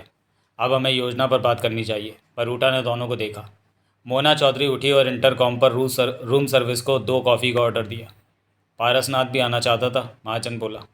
फ़ोन आया था उसका, मैंने अभी उसे रुकने को कहा है। काम में ज़रूरी होगा तो तभी उसे बुलाया जाएगा। मैं योजना पर बात करना, कॉफ़ी आ लेने दो, फिर इसी मुद्दे पर बात होनी है, मोना चौधरी ने शांत स्वर में कहा। बिना बरूटा ने कुछ नहीं कहा। तुम बता रहे थे देवराज चौहान के साथ काम कर चुके हो? महाजन कह उठा। हाँ, 2 बार किया है। मोना चौधरी उठी और कमरे की खिड़की के पास पहुंचकर उसे खोला और बाहर देखने लगी। तो इस बार बीवी के पास कैसे आ गए? स्वाद भी तो बदलना पड़ता है, बिना बरूटा मुस्कुराया। 2 बार देवराज चौहान के साथ काम करके देखा, वो सही बंदा है, पैसे के मामले में तो बिल्कुल ठीक है। इस बार सोचा मोना चौधरी को इस काम में ले लूँ। यूँ भी मन था मोना चौधरी से मिलने का। तुमने ये नहीं सोचा कि मोना चौधरी ब्लैक डायमंड लेकर तुम्हें लात मार सकती है? महाजन बोला। मुझे पागल समझते हो क्या? मतलब मोना चौधरी के बारे में सब कुछ पता करके ही मोना चौधरी के साथ काम करने की सोची? पता करने में मुझे ये बात कहीं से भी सुनाई नहीं थी कि उसने कभी किसी के साथ काम में हेरा फेरी की हो, बिना बरूटा ने कहा। तभी दरवाजे पर थपथपाहट पड़ी। महाजन ने उठकर दरवाज़ा खोला। वेटर ट्रे में 2 प्याले कॉफ़ी के साथ मौजूद था। वो भीतर आया और टेबल पर कॉफ़ी के प्याले रखकर चला गया। महाजन ने दरवाज़ा बंद किया। विनय बरूटा ने अपनी चाय का आखिरी घूंट भरा और प्याला टेबल पर रख दिया। मोना चौधरी सोफे पर बैठी, प्याला उठाकर कॉफ़ी का घूंट भरा, फिर बरूटा बोला। अब बोलो, ब्लैक डायमंड के बारे में तुम्हारी योजना क्या है? हम कैसे सुपर वर्ल्ड में प्रवेश करेंगे? विनय बरूटा ने जेब से तय किया कागज़ निकाला और टेबल पर रखता क्या उठा। यह वॉल्ट का भीतरी नक्शा है और नक्शे पर जगह जगह सुरक्षा प्रबंधों का जिक्र है। परंतु अब तुम वॉल्ट में हो आई हो, वहाँ के मैनेजर सौरभ शुक्ला से जान चुकी हो वहाँ के सुरक्षा इंतजामों के बारे में, तो इसे देखने की भी ज़रूरत नहीं है। मैंने तो अभी कुछ भी नहीं जाना, महाजन ने कहा और नक्शा खोलकर उसे देखने लगा। मोना चौधरी की निगाह विनय बरूटा पर थी। उसने कॉफ़ी का घूंट भरा। विनय बरूटा गंभीर स्वर में क्या उठा। मैं अपनी बात वॉल्ट के बाहर से शुरू करता हूँ कि समझो वॉल्ट बंद है। वॉल्ट बंद होने के बाद हर वक्त 4 हथियारबंद गार्ड पहरे पर होते हैं। ड्यूटी बदलती रहती है, परंतु हर वक्त वहाँ 4 ही गनमैन मौजूद रहते हैं। 2 गार्ड तो सामने की तरफ रहते हैं और 2 टहलते हुए ड्यूटी देते हैं। बाहर जाल वाला मजबूत चौड़ा शटर है, जिसे कि नीचे गिराकर दोनों तरफ मोटे ताले लगा दिए जाते हैं। वॉल्ट के भीतर प्रवेश करने के लिए हमें सबसे पहले उन 4 गनमैनों पर काबू पाना होगा। उसके बाद तुम्हारा मतलब कि? महाजन नक्शे पर से नज़रें हटाकर उसे देखने लगा। हमें सामने से भीतर प्रवेश करना होगा? हाँ। ये कैसे संभव? पहले मेरी बात तो सुन लो। ठीक है, महाजन ने सिर हिलाया। बोलो। मोना चौधरी की सोच भरी निगाह बिना बरूटा पर टिकी थी। तो मैं कह रहा था कि हमें उन 4 गनमैनों पर काबू पाना होगा। उसके बाद शटर के तालों को तोड़कर शटर ऊपर उठाया जाएगा, तो तब हमारे सामने स्टील के ऐसे दरवाजे होंगे जिन पर कोई चाबी नहीं लगती। उन्हें कॉम्बिनेशन सिस्टम द्वारा कंट्रोल किया जाता है और दरवाजे के एक तरफ 0 से 9 नंबर तक की नंबर प्लेट लगी है। उन्हीं में से तयशुदा नंबर दबाने पड़ते हैं कि वह दरवाज़ा सरक कर खुल जाता। उस दरवाजे को तोड़ा नहीं जा सकता? महाजन ने पूछा। नहीं तोड़ा जा सकता, स्टील का वो दरवाज़ा मजबूत है। तुम खुद ही सोच सकते हो कि इतने बड़े वॉल्ट का भारी प्रवेश का दरवाज़ा कितना मजबूत रखा गया होगा, बरूटा ने कहा। और उसे तोड़ने की गलती की भी नहीं जाएगी, क्योंकि उस जगह के ठीक सामने चलती सड़क है। रात हो या दिन, इससे कोई फ़र्क नहीं पड़ता। सड़क पर से बाहर निकलते रहते हैं और कोई भी देख सकता है कि हम वॉल्ट का दरवाज़ा तोड़ने में लगे हैं। तो फिर? महाजन ने आंखें सिकुड़कर पूछा। मेरे पास वो कॉम्बिनेशन नंबर है जिससे कि वह दरवाज़ा खोला जा सकता है। मोना चौधरी ने गहरी सांस ली। महाजन चौंक कर क्या उठा। तुम्हारे पास दरवाज़ा खोलने का कॉम्बिनेशन नंबर है? हाँ। कहाँ से लिया? वो गलत भी हो सकता है। वो सही है। मैंने सौरभ शुक्ला की पत्नी को फंसाकर उसे 5 लाख देकर उसकी पत्नी से हासिल किया है। 5 लाख की खातिर उसकी पत्नी ने अपने पति से वो नंबर मालूम कर लिया था, विनय बरूटा बोला। और अगर मौके पर वो नंबर गलत निकला तो? वो सही नंबर है। तो मैं इतना भरोसा क्यों? क्योंकि सौरभ शुक्ला की पत्नी को मैंने अच्छी तरह सेट कर रखा है। नंबर बदलेगा तो वो मुझे इस बात की खबर कर देगी। वॉल्ट के मुख्य दरवाजे के कॉम्बिनेशन नंबर को लेकर वो अपने पति के टच में है। इस बारे में उसने सौरभ शुक्ला को सेट कर रखा है। सौरभ शुक्ला अनजाने में अपनी पत्नी को नंबर बता देता है तो क्या फ़र्क पड़ता है? 2 पल वहाँ खामोशी रही। ये बात मुझ पर छोड़ दो। मेरे पास प्रवेश द्वार के दरवाजे को खोलने का सही कॉम्बिनेशन नंबर है। तभी मोना चौधरी क्या उठी। तो इस प्रकार हम वॉल्ट के भीतर प्रवेश कर जाएंगे? बिना बरूटा ने सहमति से सिर हिलाया। वॉल्ट में प्रवेश करने का तुमने रास्ता बना रखा है, तो फिर मुझे अपने साथ क्यों लिया? वॉल्ट के भीतर प्रवेश कर जाने से ब्लैक डायमंड तक नहीं पहुंचा जा सकता, बरूटा बोला। मैं अपनी कोशिशों के बाद सिर्फ वॉल्ट के बाहरी दरवाजे का कॉम्बिनेशन जान पाया हूँ। भीतर ऐसे और भी दरवाजे हैं जिनके नंबर मैं नहीं जानता। भीतर प्रवेश करने के बाद आगे की राहें आसान नहीं है। ब्लैक डायमंड कहाँ रखा है? उस इमारत के बेसमेंट में स्टील का एक बड़ा कमरा है। उस कमरे की दीवारें स्टील की आर्म्स प्रूफ चादरों से बनी है। उन्हें तोड़ा नहीं जा सकता। उनमें से रास्ता नहीं बनाया जा सकता। परंतु फर्श और छत कंक्रीट की है। सरियों से भरा 6 इंच मोटा कंक्रीट है, जिसे तोड़ पाना आसान नहीं है। मैं उस ठेकेदार से मिला था जिसने ये बिल्डिंग बनाई थी। उससे सारी जानकारी ली। वो कहता है कि बहुत कठिन है छतों और फर्श को तोड़ पाना। तुम्हारा मतलब है कि हमें उस कमरे में प्रवेश पाना है, परंतु दीवारों को इसलिए तोड़ा नहीं जा सकता कि उसमें खास स्टील की परत है। फर्श और छत 6 इंच मोटे कंक्रीट और सरिये की है, मोना चौधरी बोली। हाँ। उस कमरे के दरवाजे को कैसे खोला जाता है? कॉम्बिनेशन नंबर से। मतलब कि वो चाबी वाला दरवाज़ा नहीं है? नहीं है। तो हम कैसे उस कमरे में जा पाएंगे? यही तो सोचना है, यही रास्ता बनाना है, विनय बरूठा ने बेचैनी से कहा। महाजन ने मोना चौधरी को देखा। मोना चौधरी की सोच भरी निगाह विनय बरूठा पर थी। दरवाज़ा किस चीज़ से बना है? मोना चौधरी ने पूछा। मजबूत स्टील का है और 2 इंच मोटा है। आर्म्स प्रूफ है, बरूठा बोला। मतलब कि अगर वो दरवाज़ा खुल गया तो हम कामयाब हो सकते हैं? पूरी तरह से सफल हो जाएंगे मोना चौधरी, बरूठा विश्वास भरे सर में कह उठा। परंतु उस दरवाजे को रास्ते से हटा पाना आसान नहीं है। सबसे बड़ी अड़चन ही यही आ रही है। कुछ और भी समस्याएं हैं, परंतु वो मैं दूर कर लूँगा। कैसी समस्याएं? जैसे कि बाहरी दरवाजे को खोला जाएगा तो सायरन बजने लगेगा। दरवाज़ा खोलने से पहले सायरन बंद कर दिया जाता है। वो मैं नहीं जानता कि कैसे बंद किया जाता है, परंतु मैं सायरन के उन तारों के बारे में जान चुका हूँ। और दरवाज़ा खोलने से पहले सायरन की तारों को काट दिया जाएगा। इसी प्रकार बेसमेंट के बने उस कमरे के दरवाजे के साथ अटैच सायरन की तारें भी काट दी जाएंगी। परंतु समस्या तो यह है कि वो दरवाज़ा कैसे खुलेगा? उस दरवाजे को काट कर खोला, महाजन ने कहना चाहा। उस दरवाजे को काटा नहीं जा सकता। वो खास तरह की स्टील का है, विनय बरूटा कह उठा। उसे तोड़ा भी नहीं जा सकता। बारूद लगाकर उड़ाया गया तो वो थोड़ा बहुत टेढ़ा हो जाएगा, परंतु टूटेगा नहीं। मैंने पहले ही कहा है कि वो आर्म्स प्रूफ है। वैसे भी बारूद की आवाज़ बाहर तक आएगी। ये सब इतना आसान होता तो मोना चौधरी को इस काम में साथ लेने की क्या ज़रूरत थी? लेकिन कोई तो रास्ता होगा उस कमरे में प्रवेश करने का, महाजन बोला। यही तो देखना है। बरूटा ने मोना चौधरी को देखा। सोच में डूबी मोना चौधरी क्या उठी। उस कमरे में पहुंचने का सबसे सुरक्षित रास्ता है ज़मीन के नीचे से सुरंग बनाकर कमरे के नीचे पहुंचा जाए और कम ताकत वाला बारूद लगाकर कमरे के फर्श को उड़ाकर कमरे में प्रवेश किया जाए। ज़मीन के भीतर बारूद का धमाका होगा तो धमाके की आवाज़ दब जाएगी। कुछ कंपन होगा, परंतु कोई समझ नहीं पाएगा कि कहाँ से हुआ। चंद पलों की बात होगी, परंतु उसके बाद सब सामान्य हो जाएगा और हमारा रास्ता बन चुका होगा कमरे में जाने का। इस तरह काम लंबा हो जाएगा, बिना बरूटा ने गंभीर स्वर में कहा। मेहनत और वक्त बहुत लगेगा। हमें और लोग भी चाहिए होंगे जो सुरंग की खुदाई कर सके। परंतु खतरा तो यह है कि अगर इस बीच ब्लैक डायमंड को वॉल्ट से कहीं और ट्रांसफ़र कर दिया गया, जो कि ऐसा किया जाने वाला है, तो हमारी मेहनत भी बेकार जाएगी और ब्लैक डायमंड हाथ से निकल जाएगा। सुरंग तैयार करने जैसा काम वैसे भी संभव नहीं है, क्योंकि ये काम वॉल्ट के पीछे की गली में ही किया जा सकता है और वहाँ बिजली विभाग के कर्मचारी केबल डालने में लगे। चंद पलों के लिए उनके बीच खामोशी रही। तीनों के दिमाग तेजी से चल रहे थे। तभी कमरे की खुली खिड़की से जैसे सफ़ेद धुएं की मध्यम सी लकीर ने भीतर प्रवेश किया, जिसे कि कोई न देख सका। पल भर के लिए वो लकीर कमरे में लहराई, फिर बेड की ओट में चली गई और देखते ही देखते वो लकीर नागिन में बदलती चली गई। सेहतमंद शरीर वाली चुस्त नागिन, चमकती आंखें, वो नागमणि थी। तुम्हारा मतलब कि हमें कमरे में प्रवेश करने का रास्ता उस दरवाजे से ही बनाना होगा, महाजन बोला। विनय बरूटा ने सहमति से सिर हिला दिया। महाजन ने मोना चौधरी को देखा। क्या करना चाहिए हमें बेबी? महाजन ने कहा। यह समस्या वाली बात है, मोना चौधरी कह उठी। उस स्टील के दरवाजे को तोड़ा नहीं जा सकता। कॉम्बिनेशन नंबर जाने बिना उसे खोला नहीं जा सकता। अगर उस कमरे की छत को हम तोड़ने के लिए हथौड़े की चोटें मारते हैं तो बहुत आवाज़ होगी। अगल बगल वालों को पता चल जाएगा कि यहाँ कुछ हो रहा है। बारूद से छत का फर्श उड़ाते हैं तो कुछ देर में वहाँ पुलिस होगी। यानी कि एकमात्र दरवाज़ा ही है कि अगर वहाँ से रास्ता बना लिया जाए, बिना बरूटा ने गंभीर स्वर में कहा। इसके लिए हमें किसी ऐसे इंसान से मिलना होगा जो एक्सपर्ट ताले खोलने वाला हो, मोना चौधरी बोली। वो वाला इसमें क्या कर पाएगा? बरूटा क्या उठा। वो बता सकता है कि ऐसे दरवाजे से कैसे निपटा जा सकता है। मोना चौधरी ने बरूटा को देखा। ये ठीक नहीं होगा, बरूटा बोला। वो हमें कुछ नहीं शायद बता सके। तुम कैसी बातें कर रही हो मोना चौधरी? ताले तिजोरी खोलने वाला कॉम्बिनेशन लॉक के दरवाजे के बारे में खास नहीं जानता होगा। वो हमारी सहायता नहीं कर सकता।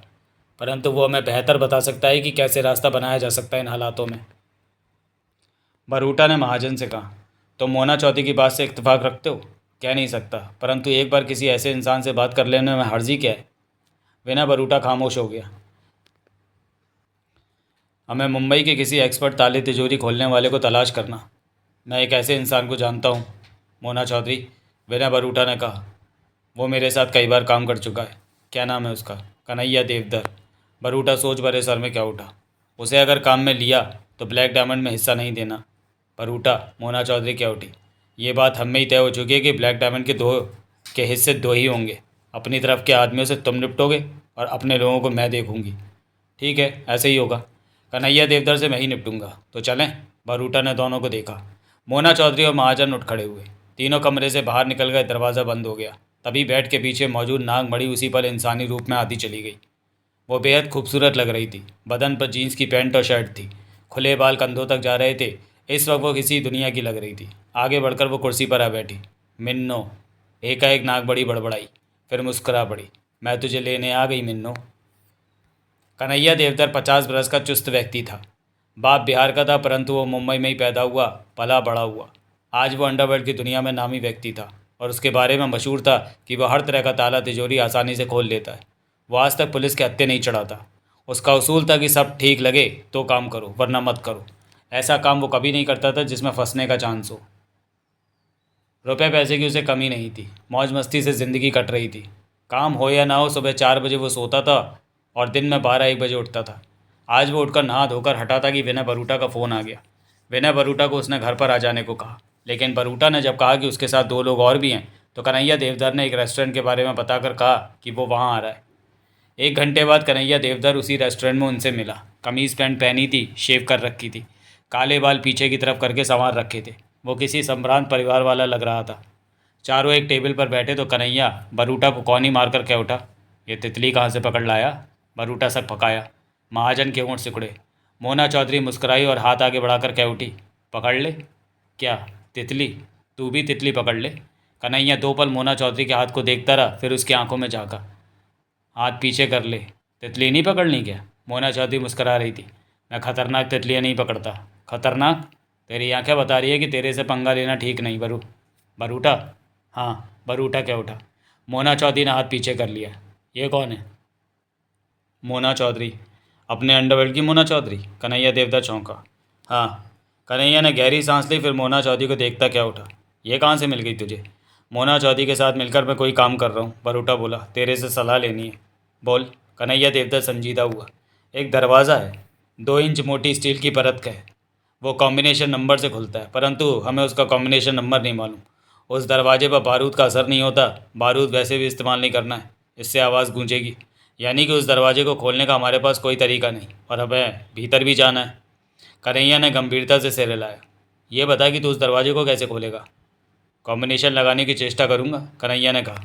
इतना वक्त नहीं होगा कि तू घंटों दरवाजे पर लगा दे, फिर भी पता नहीं तू कॉम्बिनेशन नंबर लगा पाएगा या नहीं।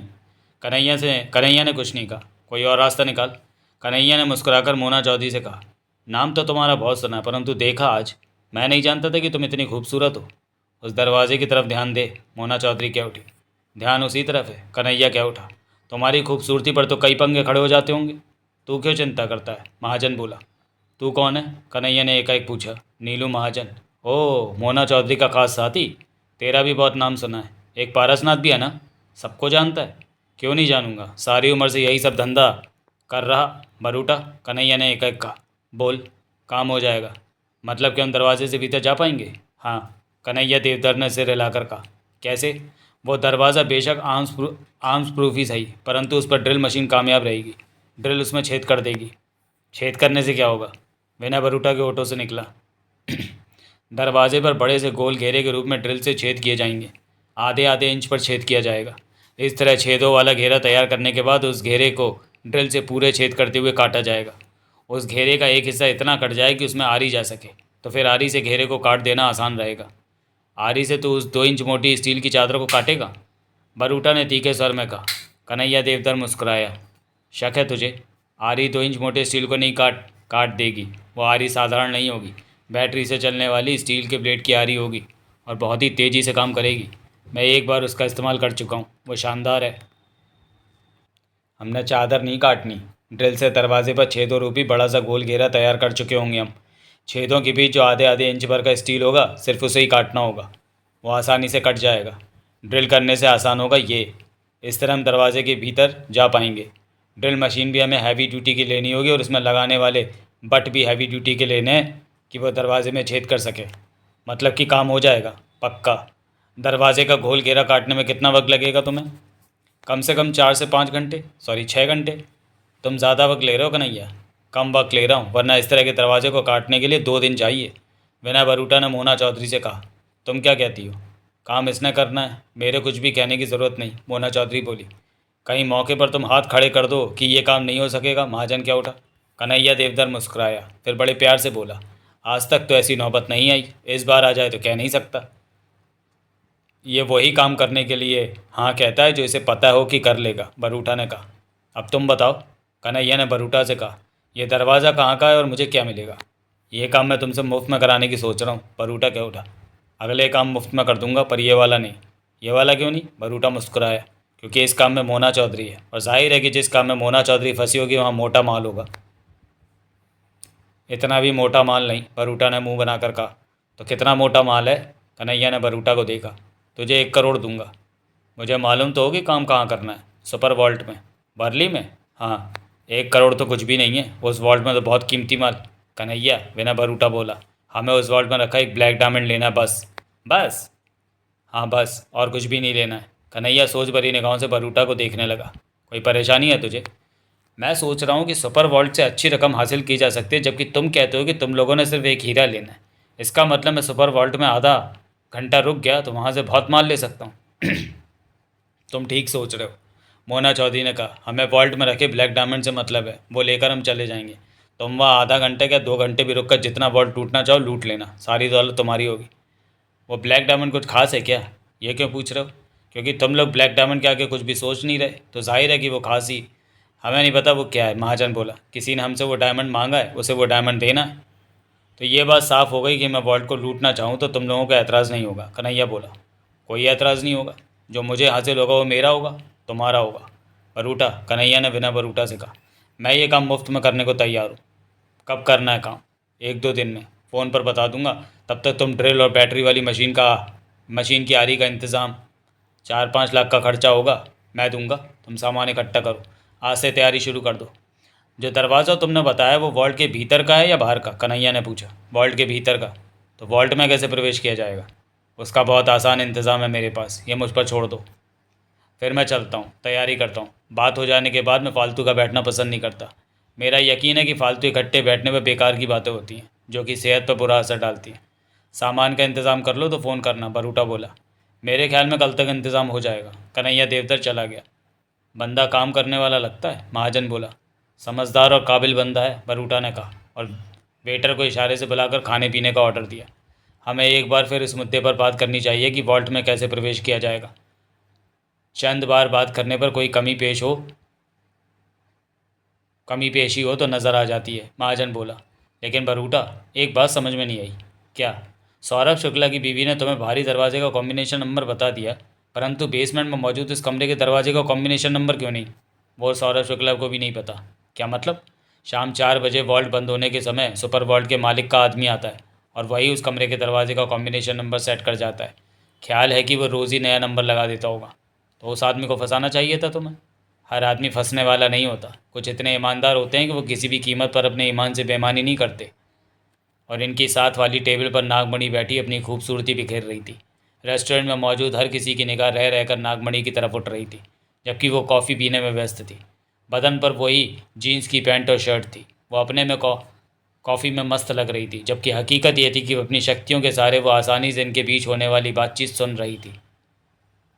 शाम के 5:30 बज रहे थे। जगमोहन टेंट के बाहर खड़ा था और राधे मिट्टी की छोटी बोरियां टेंट के भीतर से उठाकर लाता और बाहर खड़े रिक्शे में रख देता। वो हाँफने लगा था। मिट्टी उसके कपड़ों को भी लग गई थी, परंतु काम जारी रखा उसने। जगमोहन ने पुरानी सी पैंट कमीज़ पहन रखी थी। हर जगह मिट्टी लगी नज़र आ रही थी। सिर के बालों में भी मिट्टी थी, चेहरे पर भी और कपड़ों पर भी। वो पक्का मजदूर लग रहा था। 3 घंटों तक सुरंग जैसे उस रास्ते में घुसकर मिट्टी खोदने के बाद थक सा गया था, परंतु अब रंजन लाल नींद पूरी करके उठ गया था और टेंट के भीतर बैठा खाना खा रहा था। टप्पू अब खुदाई के लिए सुरंग में था। काम तेजी से चल रहा था। 20 फीट गहरी सुरंग हो गई थी। देवराज चौहान के बनाए नक्शे के मुताबिक 20 फीट के बाद सुरंग को खोदते हुए गहराई में उतरते जाना था। यानी कि मेहनत का असली काम अब शुरू होना था। प्लान के मुताबिक उन्हें ज़मीन को खोदते हुए आगे बढ़ना था और सुपर वर्ल्ड के बेसमेंट में बने कमरे के ठीक नीचे पहुंचना था। लगातार काम करने के बावजूद भी कोई थका नहीं था, क्योंकि वो जानते थे कि सफलता के बाद उन्हें मोटी दौलत मिलनी थी। वे जल्द से जल्द काम पूरा कर देना चाहते थे। राधे ने मिट्टी की आखिरी बोरी रिक्शे पर रखी। रिक्शा पूरी तरह मिट्टी की बोरियों से भर गया था।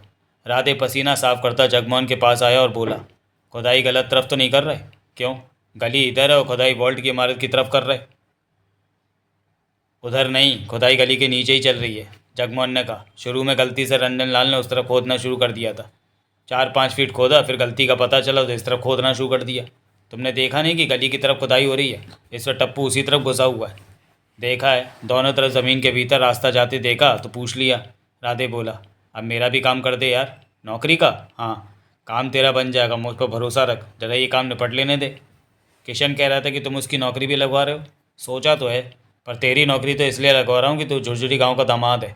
लक्ष्मी मेरे पड़ोस में ही रहती थी गांव में, पर किशन गांव का दामाद नहीं है, लेकिन वो पीछे पड़ा है कि उसकी नौकरी भी। किशन को छोड़ो, तुम मेरी नौकरी लगवा दो। राधे जल्दी से क्या उठा। दो की नौकरी की बात तुम सांप से करोगे तो सांप भी उखड़ जाएंगे। तुमसे मेरी नौकरी की बात करूँ तो अपनी नौकरी पक्की समझ। जगमोहन मुस्कुराया। मैं ज़रा मिट्टी फेंकाऊँ? मैं भी तुम्हारे साथ चलता, पर तुम यहीं रहो। मैं आधे घंटे में मिट्टी फेंक कर लौटता हूँ। इसके साथ ही जगमोहन ने रिक्शे का हैंडल संभाला और रिक्शा खींचते हुए गली के किनारे की तरफ बढ़ गया। राधे भी उसके साथ गली के किनारे तक आया, फिर वहीं ठहर गया। जगमोहन सड़क किनारे किनारे रिक्शे को खींचता आगे बढ़ता चला गया। टप्पू खुदाई के उस रास्ते से बाहर आया तो सोहनलाल गड्ढे से बाहर निकला। तभी टप्पू बाहर आ गया। वो पसीने से भीगा, मिट्टी से लथपथ था, जैसे कि कीचड़ से नहा कर आया हो। ऑक्सीजन मास्क उतारकर एक तरफ रखा। सामने बैठा रंजन लाल क्या उठा, बहुत जल्दी बाहर आ गया। सोहनलाल ने गोली वाली सिगरेट सुलगा ली। आगे रास्ता बंद है। टप्पू सांस सहन करता क्या उठा। दीवार आ गई है। दीवार? रंजन लाल की आंखें सुखड़ी। दीवार कहाँ से? वह इमारत की भीतरी बुनियाद होगी। सोहनलाल क्या उठा। हम मंजिल के पास जा पहुँचे। क्या मतलब? टप्पू ने सोहनलाल को देखा। वह इमारत की बुनियाद ही होगी। उसके पास 14-15 फीट आगे वॉल्ट के बेसमेंट में वो कमरा है जहाँ हमने पहुँचना है। होगी का क्या मतलब? पक्का बता, रंजन लाल ने पूछा। जगमोहन के पास नक्शा है, उसे सब पता है। वो मिट्टी फेंकने गया है, रंजन लाल ने कहा। देवराज चौहान से बात करता हूँ, कहने के साथ ही सोहनलाल ने फ़ोन निकाला और नंबर मिलाने लगा। टप्पू एक तरफ बैठ गया। नंबर लगा, देवराज चौहान से बात हो गई। टप्पू कहता है रास्ते में दीवार आ गई है। सोहनलाल बोला, वो आनी थी, बुनियाद की दीवार है वो। वहाँ से 15 फीट आगे वॉल्ट का बेसमेंट में बना कमरा आएगा। उधर से देवराज चौहान कह रहा था, बुनियाद की ईंटें निकालो और रास्ता बनाओ आगे बढ़ने का। अब वहाँ से हमें गहराई में रास्ता बनाना है, ताकि हम बेसमेंट में बने उस कमरे के नीचे पहुँच सकें। कमरे की दीवारें स्टील की हैं, वहाँ से रास्ता बनाने में बहुत वक्त और कठिनाई होगी। जगमोहन को सब पता है, वो मिट्टी फेंकने गया है। काम रोको मत, हमें वक्त बर्बाद नहीं करना है।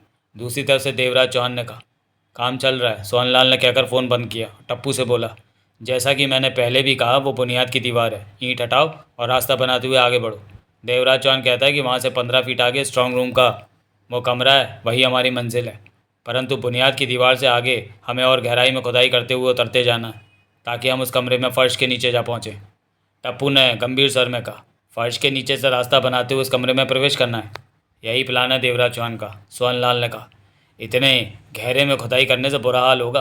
रंजन लाल मुस्कुराया। ऑक्सीजन सिलेंडर तुम लोगों के पास है, फिर गहराई में खुदाई करने में दिक्कत क्या है? सोहनलाल ने कश लिया। सिर्फ 15 फीट का रास्ता रह गया है, उसके बाद करोड़ों रुपया तुम दोनों को मिलेगा। लेकिन बुनियाद की उस दीवार से कितने गहरे में जाना है ये तो पता लगे, टप्पू बोला। कुछ ही देर में जगमोहन आ जाएगा, इस बात का जवाब वही देगा, सोहनलाल ने कहा। तुम अब सुरंग में उतरो और रास्ते में आने वाली ईंटों की दीवार हटाओ। ज़्यादा शोर ना हो। यह हथौड़ा पड़ा है, साथ ही भीतर ले जाना। अगले 24 घंटों में हमें 15 फीट लंबी सुरंग खोद देनी चाहिए। ये काम का आखिरी वक्त है, हमें तेज़ी से काम करना होगा। काम हो ही गया, अब बचा ही क्या है? रंजन लाल टप्पू को देखता क्या उठा। टप्पू ने एक तरफ रखा हथौड़ा उठाया और ऑक्सीजन मास्क लगाकर गड्ढे में उतर गया। बंगले के बाहर फुटपाथ पर पेड़ों की कतार लगी हुई थी। बंगलों की कतार भी आगे तक जा रही थी। शाम के 7 बज रहे थे। उस बंगले के गेट के बाहर फुटपाथ पर पहले पेड़ पर 3-4 चिड़िया डाल पर बैठी चहचहा रही थी। पेड़ के ऊपरी हिस्से पर 2-3 कौवे भी बैठे थे। सामने सड़क पर से लोग पैदल जा रहे थे। कभी कभार कारें भी वहाँ से निकल जाती। हर तरफ सुख और शांति का माहौल था कि तभी पेड़ की डाल पर पलक झपकते ही एक नागिन लटकी नजर आने लगी। जाने कहाँ से वो एकाएक पेड़ पर प्रकट हो गई थी। ऐसा होने की देर थी कि उसी पल चिड़िया चैं चैं करती हुई फुर्र से वहाँ से उड़ गईं। कौए भी बड़े बड़े पंख फैलाकर उड़ गए। दो छड़ों में ही चहचहाते पेड़ पर सुनसानी छा गई। पेड़ की पतली सी डाल से लिपटी वह चुस्त सी नागिन एकाएक डाल पर लटकी और फुटपाथ से मात्र 2 फीट ऊपर रह गई कि उसी पल वो नीचे आ गिरी। अगले ही पल नागिन तेजी से सरसराती हुई बंगले के गेट की तरफ बढ़ गई और देखते ही देखते वो बंगले में प्रवेश करती चली गई। नागिन और कोई नहीं, नागमणि ही थी। देवराज चौहान नहाकर बाथरूम से बाहर निकला। कंधे पर तौलिया रखा हुआ था। कमर पर सुर्ख रंग का अंडरवियर था। चेहरे पर सोचें नाच रही थीं।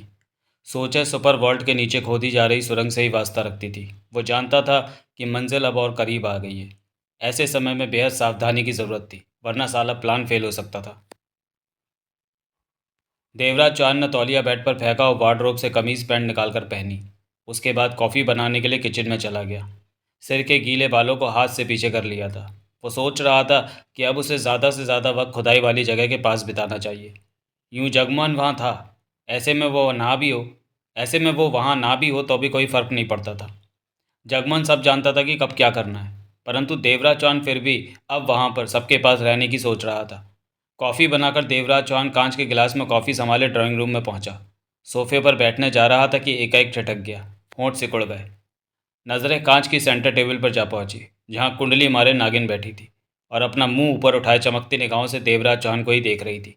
देवराज चौहान मन ही मन अचकचाए कि नागिन यहाँ कैसे आ गई। इससे ज़्यादा नहीं सोच सका देवराज चौहान। अगले ही पल वो बुरी तरह चौंका।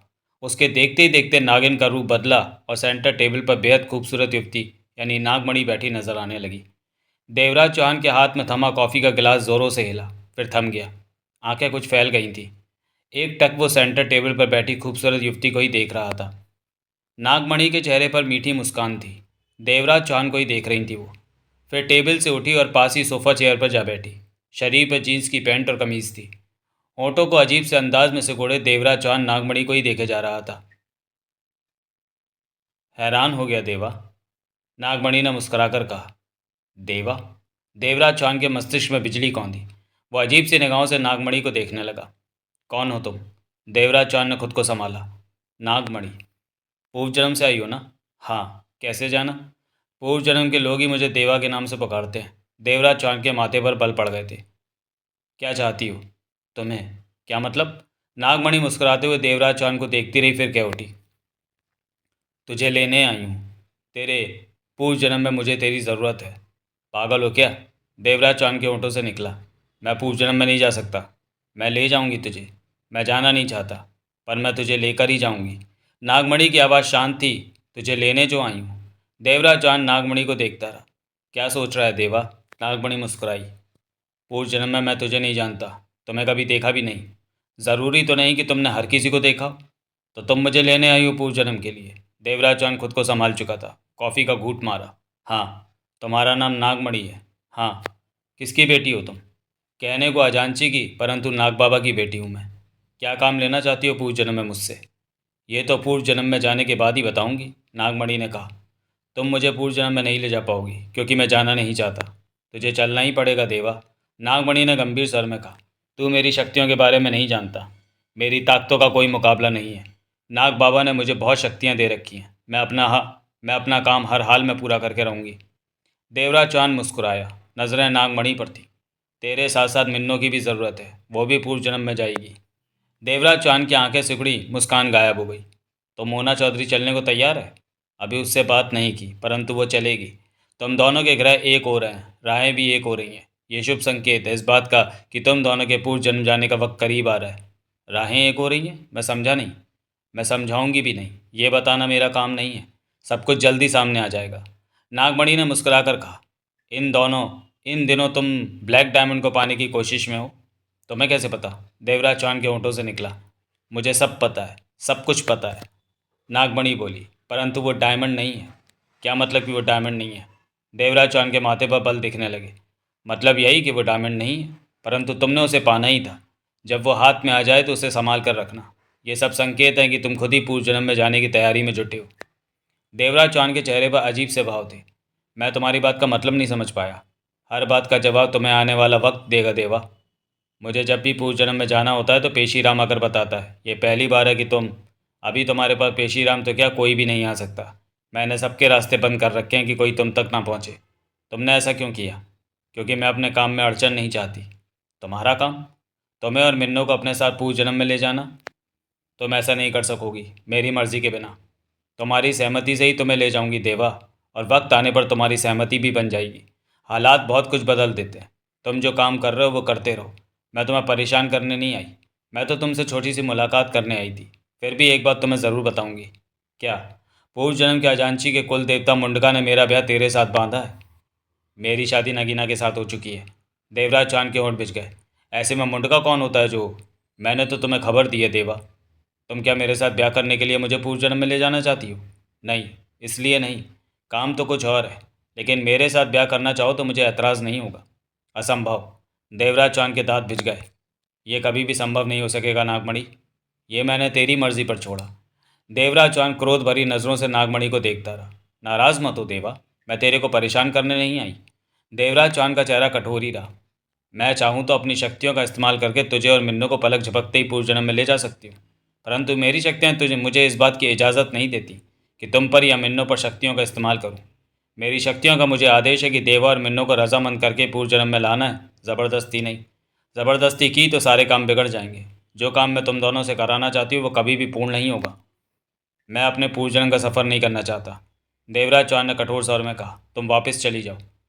मैं तुम्हारे आदेश की पाबंद नहीं हूँ देवा। यहाँ से चली जाओ। नागमणि मुस्कुराई। जाती हूँ, नाराज़ मत हो।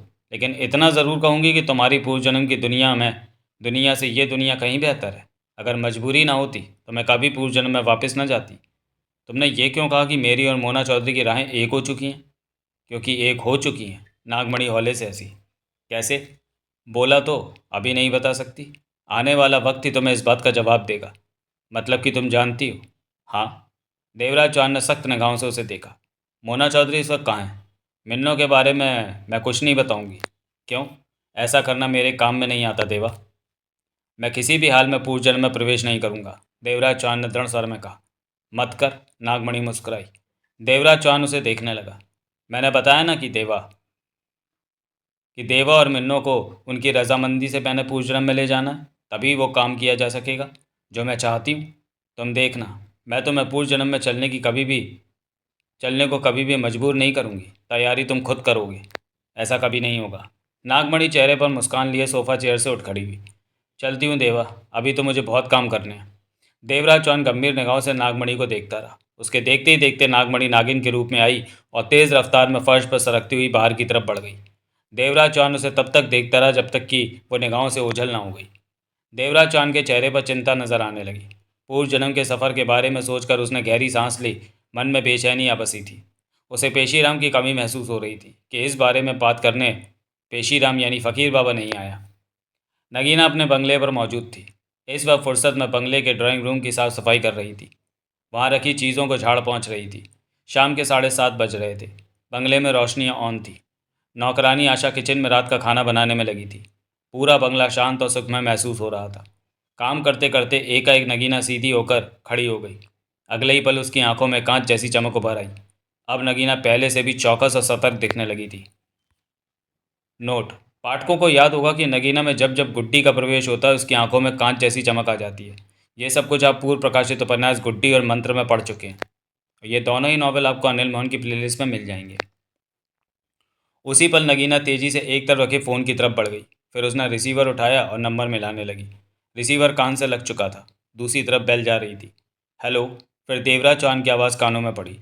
कमीने कुत्ते चौहान। नगीना के होंठों से गुस्से से भरा तेज स्वर निकला। हेलो हेलो ही करता रह जाएगा और वो नाक बड़ी तेरा भरा पूरा संसार उजाड़ के रख। गुड्डी। उधर से देवराज चौहान का हक्का बक्का स्वर कानों में पड़ा। हाँ, तेरी गुड्डी हुई मैं हरामी कहीं के। नागमणि आई तेरे पास? हाँ, वो अभी गई। वो तेरे को उजाड़ देगी। उसके इरादे बहुत खतरनाक हैं। तूने तो नागमणि को गले से लगा लिया हो तो कुत्ते। सुंदर है ना वो? तुम? मैं आ गई हूँ। भेजा गया है मुझे कि नागमणि के चक्रव्यूह से तुझे बचाऊँ। और किसने भेजा है? तेरे को क्या, किसी ने भी भेजा हो? गंदी माँ के जने गंदे इंसान। मैं तेरी सलामती के लिए आई हूँ। अब तू मुझे भुगतेगा। बोल, भुगतने को तैयार है या मैं जाऊँ? देवराज चौहान चुप रहा। जल्दी जवाब दे, इतना वक्त नहीं है, और भी लोग हैं, उनके काम भी करने हैं। तू जा गुड्डी। जाऊँ?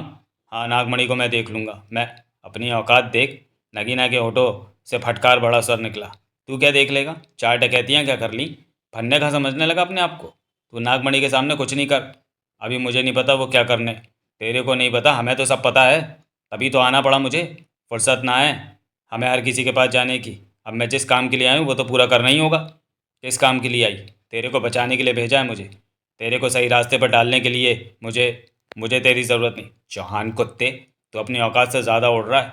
नगीना के होंठों से गुड्डी का स्वर निकल रहा था। तेरे को बोला ना कि मैं आ गई हूँ तो आ गई हूँ, जाने वाली नहीं अब। बहुत मुश्किल से रास्ता बनाकर आई हूँ। ऐसा करते हुए 2 गुड्डियों के पंख टूट गए। तेरे को मेरा एहसानमंद होना चाहिए कि मैं आई हूँ। देवराज चौहान की आवाज़ नहीं आई। मर गया क्या चौहान? गुड्डी गुर्राई। उधर से देवराज चौहान ने फ़ोन बंद कर दिया। कुत्ता हरामी।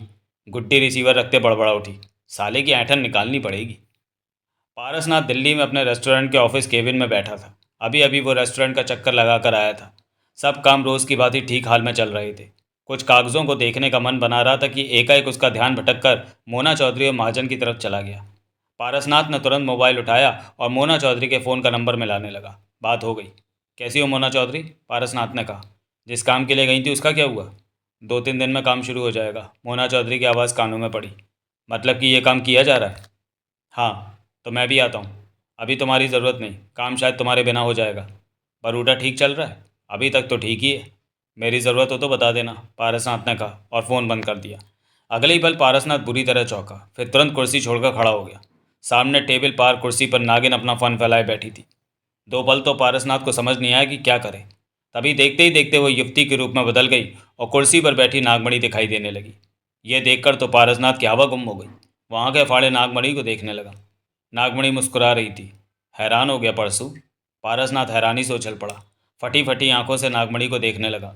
कौन हो तुम? नागमणि हूँ मैं। तुमने तुमने मुझे परसू कहकर पुकारा। पारसनाथ हक्का बक्का था। तो ये मेरे पूर्व जन्म का नाम है। तुम कैसे जानती हो कि मैं पूर्व जन्म से ही आई हूँ परसू? पूर्व जन्म से? पारसनाथ की हालत अभी तक संभली नहीं थी। बैठ जा, खड़ा क्यों हो गया? पारसनाथ पल भर के लिए हिचकिचाया, फिर बैठ गया कुर्सी पर। मिन्नो से बात कर रहा था अभी। पारसनाथ ने सूखे होठों पर जीभ फेरी। उसे देखता रहा। पहले की तरह आज भी मिन्नो से तेरा नाता पक्की तरह जुड़ा हुआ है। तुम पूर्व जन्म से आई हो? हाँ तो क्यों? पारसनाथ अब अपने को संभालने लगा था। देवा और मिन्नो को पूर्व जन्म में ले जाने के लिए। नागमणि गंभीर हो गई। उनका एक बहुत ज़रूरी काम अभी तक अधूरा पड़ा है, वो पूरा कराना है। तू साथ चलेगा ना परसू? नहीं। क्यों? कोई भी नहीं जाएगा, कोई तैयार नहीं होगा। ऐसा क्यों? पूर्व जन्म में खतरे बहुत होते हैं, वहाँ के खतरों को संभालना कठिन हो जाता है। पूर्व जन्म में जाना कोई भी पसंद नहीं करता। देखना, कोई भी नहीं जाएगा। पारसनाथ अब ठीक होता जा रहा था। लेकिन जाना तो है ही देवा मिन्नो को। क्यों? विष देवता बेवरा ने एक तिलिस्म नाग बाबा की पत्नी यानी मेरी माँ को कैद कर रखा है, और उस तिलिस्म को देवा और मिन्नो के नाम से बांध दिया था बेवरा ने 150 साल पहले। ऐसा बेवरा ने इसलिए किया कि तिलिस्म को कभी कोई तोड़ ही ना सके। तब नगरी में देवा मिन्नो की लड़ाई हो रही थी। तुम और नील मिन्नो की तरफ से लड़ रहे थे। जग्गू, गुलचंद, भंवर सिंह, त्रिवेणी और भी देवा की तरफ से लड़ रहे थे। बेवरा जानता था कि देवा मिन्नो इन हालातों में कभी एक नहीं होंगे। ना वो दोनों इकट्ठे होंगे, ना ही मिलकर कभी तिलिस्म तोड़कर मेरी माँ को बाहर निकाल पाएंगे। और तो और, बेवरा ने तिलिस्म की चाबी 150 बरस पहले इस दुनिया में भेज दी कि जब तक मिन्नो देवा एक ना हो जाएं, तिलिस्म की चाबी उन्हें ना मिल पाए। तिलिस्म की चाबी इस दुनिया में भेज दी? हाँ परसू। कहाँ है वो चाबी अब? पारसनाथ के माथे पर बल पड़े। मिन्नो उसी को पाने का प्रयत्न कर रही है, नागमणि ने कहा। चाबी को? पारसनाथ के चेहरे पर अजीब से भाव उभरे। वो तो कोई और काम कर रही है। ब्लैक डायमंड को पाने के चक्कर में है। नागमणि मुस्कुराई। हाँ हाँ, वो डायमंड नहीं, उसी तिलिस्म की चाबी है जिसे तोड़ने के लिए मैं मिन्नो और देवा को ले जाने आई हूँ। ये कैसे हो सकता है? वो तो शानदार डायमंड है, और कब से इस धरती पर? बताया तो। बेवरा ने 150 साल पहले उस बांधे तिलिस्म की चाबी ये सोचकर इस दुनिया में भेज दी कि देवा और मिन्नो उसे हासिल नहीं कर पाएंगे और तिलिस्म तोड़ नहीं पाएंगे। ब्लैक डायमंड ही वो चाबी है जिसे पाने की चेष्टा मिन्नो कर रही है। वो तो चाहिए ही, उसके बिना तिलिस्म नहीं टूट पाएगा। पारसनाथ के चेहरे पर हैरानी थी। ब्लैक डायमंड वो चाबी है तो उसे लेकर तुम भी तो वो तिलिस्म तोड़। मैं क्या, कोई ये काम नहीं कर सकता, क्योंकि बेवरा ने देवा और मिन्नो के नाम से तिलिस्म को बांधा था। जिसके नाम से तिलिस्म बांध दिया जाता है वही उसे खोल सकता है। अगर तुम तिलिस्म तोड़ने के लिए चाबी लगाओगे तो कोई फ़ायदा नहीं होगा। तभी कुछ होगा जब देवा और मिन्नो एक साथ मिलकर चाबी लगाएंगे, तभी तिलिस्म टूटेगा। देवा और मिन्नो में से एक भी ये काम कर सकता है, परंतु उसके लिए ज़रूरी है कि चाबी को दूसरे ने भी छुआ हो। इस तरह उसके ग्रह भी चाबी में आ जाएंगे और काम हो जाएगा। वो ब्लैक डायमंड जिसे तुम तिलिस्म तोड़ने की चाबी कह रही हो, उसके बारे में हैरत अंगेज बातें सुनी है। जैसे कि वो मौसमों को देखकर रंग बदलता है, जैसे कि उसके भीतर छोटे छोटे लोग बातें करते दिखते हैं और उनकी बातें बाहर के लोगों को मध्यम सी आवाज़ में सुनाई देती है। ये सच है। सच तो है, पर सच क्या है? मुझे ब्लैक डायमंड के बारे में बताओ। ये रहस्य देवा और मिन्नो के लिए है। इसे सिर्फ वही समझ सकते हैं। क्या तुम नहीं जानती? नहीं। हैरानी है कि तुम नहीं जानती। बोला तो ये बातें देवा और मिन्नो के लिए हैं। वही वक्त आने पर इन बातों का मतलब निकालेंगे।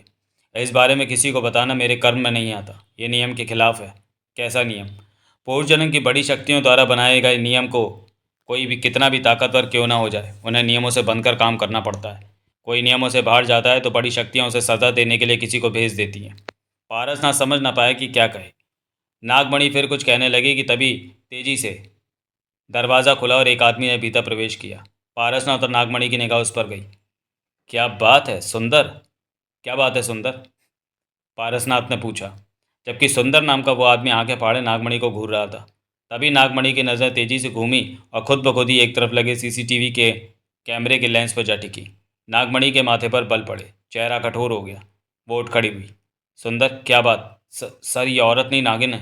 मैंने इसे नागिन से औरत बनते देखा। तभी नागमणि ने अपना मुंह खोला और जोर से फूंक मारी। फुफकार की सी आवाज़ निकली उसके होंठों से। बोलते बोलते एकाएक थम गया वो। उसकी आंखें फटी की फटी रह गईं। संभलने का ये जानने का वक्त ही नहीं मिला उसे कि उसके साथ क्या हो रहा है। एकाएक उसका शरीर नीला पड़ने लगा। देखते ही देखते सिर से पांव तक वो स्याह नीला पड़ गया, फिर लुढ़क कर नीचे जा गिरा। वो शांत पड़ गया था। नागमणि के खूबसूरत चेहरे पर कठोरता नजर आ रही थी। ये देखकर पारसनाथ के शरीर में झुरझुरी सी दौड़ती चली गई। ये तुमने क्या किया? पारसनाथ के होंठों से निकला। इसने मेरा असली रूप देख लिया था और मेरी विद्या के नियम के मुताबिक जो मेरी मर्जी के बिना मेरा असली रूप देख लेगा उसे मरना ही पड़ेगा। नागमणि कठोर स्वर में कह उठी। यहाँ फ़ोटो खींचने वाला कैमरा लगा है जो कि यहाँ की तस्वीरें दूसरे कमरे में भेजता है और वहाँ बैठा आदमी सब देखता। सीसीटीवी कैमरा लगा है। वो मैंने अपनी सुरक्षा के लिए लगा रखा है। ये मेरा कर्मचारी था। इसे नहीं मारना चाहिए था। पारसनाथ दुखी स्वर में क्या उठा। तुम मैं अपनी शक्तियों के नियम के हिसाब से चल रही हूँ। तब तो तुम मुझे भी मार दोगी कि मैंने तुम्हारा असली रूप तुमने देखा नहीं, मैंने दिखाया है। परंतु जो मेरी मर्जी के बिना छिपकर मुझे रूप बदलते देखेगा वो मरेगा ही। ये तुमने ठीक नहीं किया। पारसनाथ के चेहरे पर गुस्से की छाप थी। नागमणि मुस्कुराई। तुम मेरे पास क्या करने आई हो? नाराज था पारसनाथ।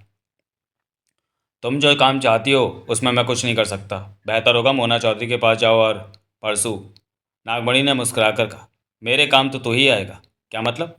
मिन्नों पर मैं जोर आजमाइश नहीं कर सकती। यह विद्या के नियम के खिलाफ है कि जिससे काम लेना हो उस पर शक्तियाँ नहीं आजमाई जा सकती। पर तेरे पर तो अपनी ताकतों का जादू चला सकती हूँ। क्या मतलब? पारसनाथ चौंका। घबरा मत, तेरा बुरा करने को नहीं कह रही।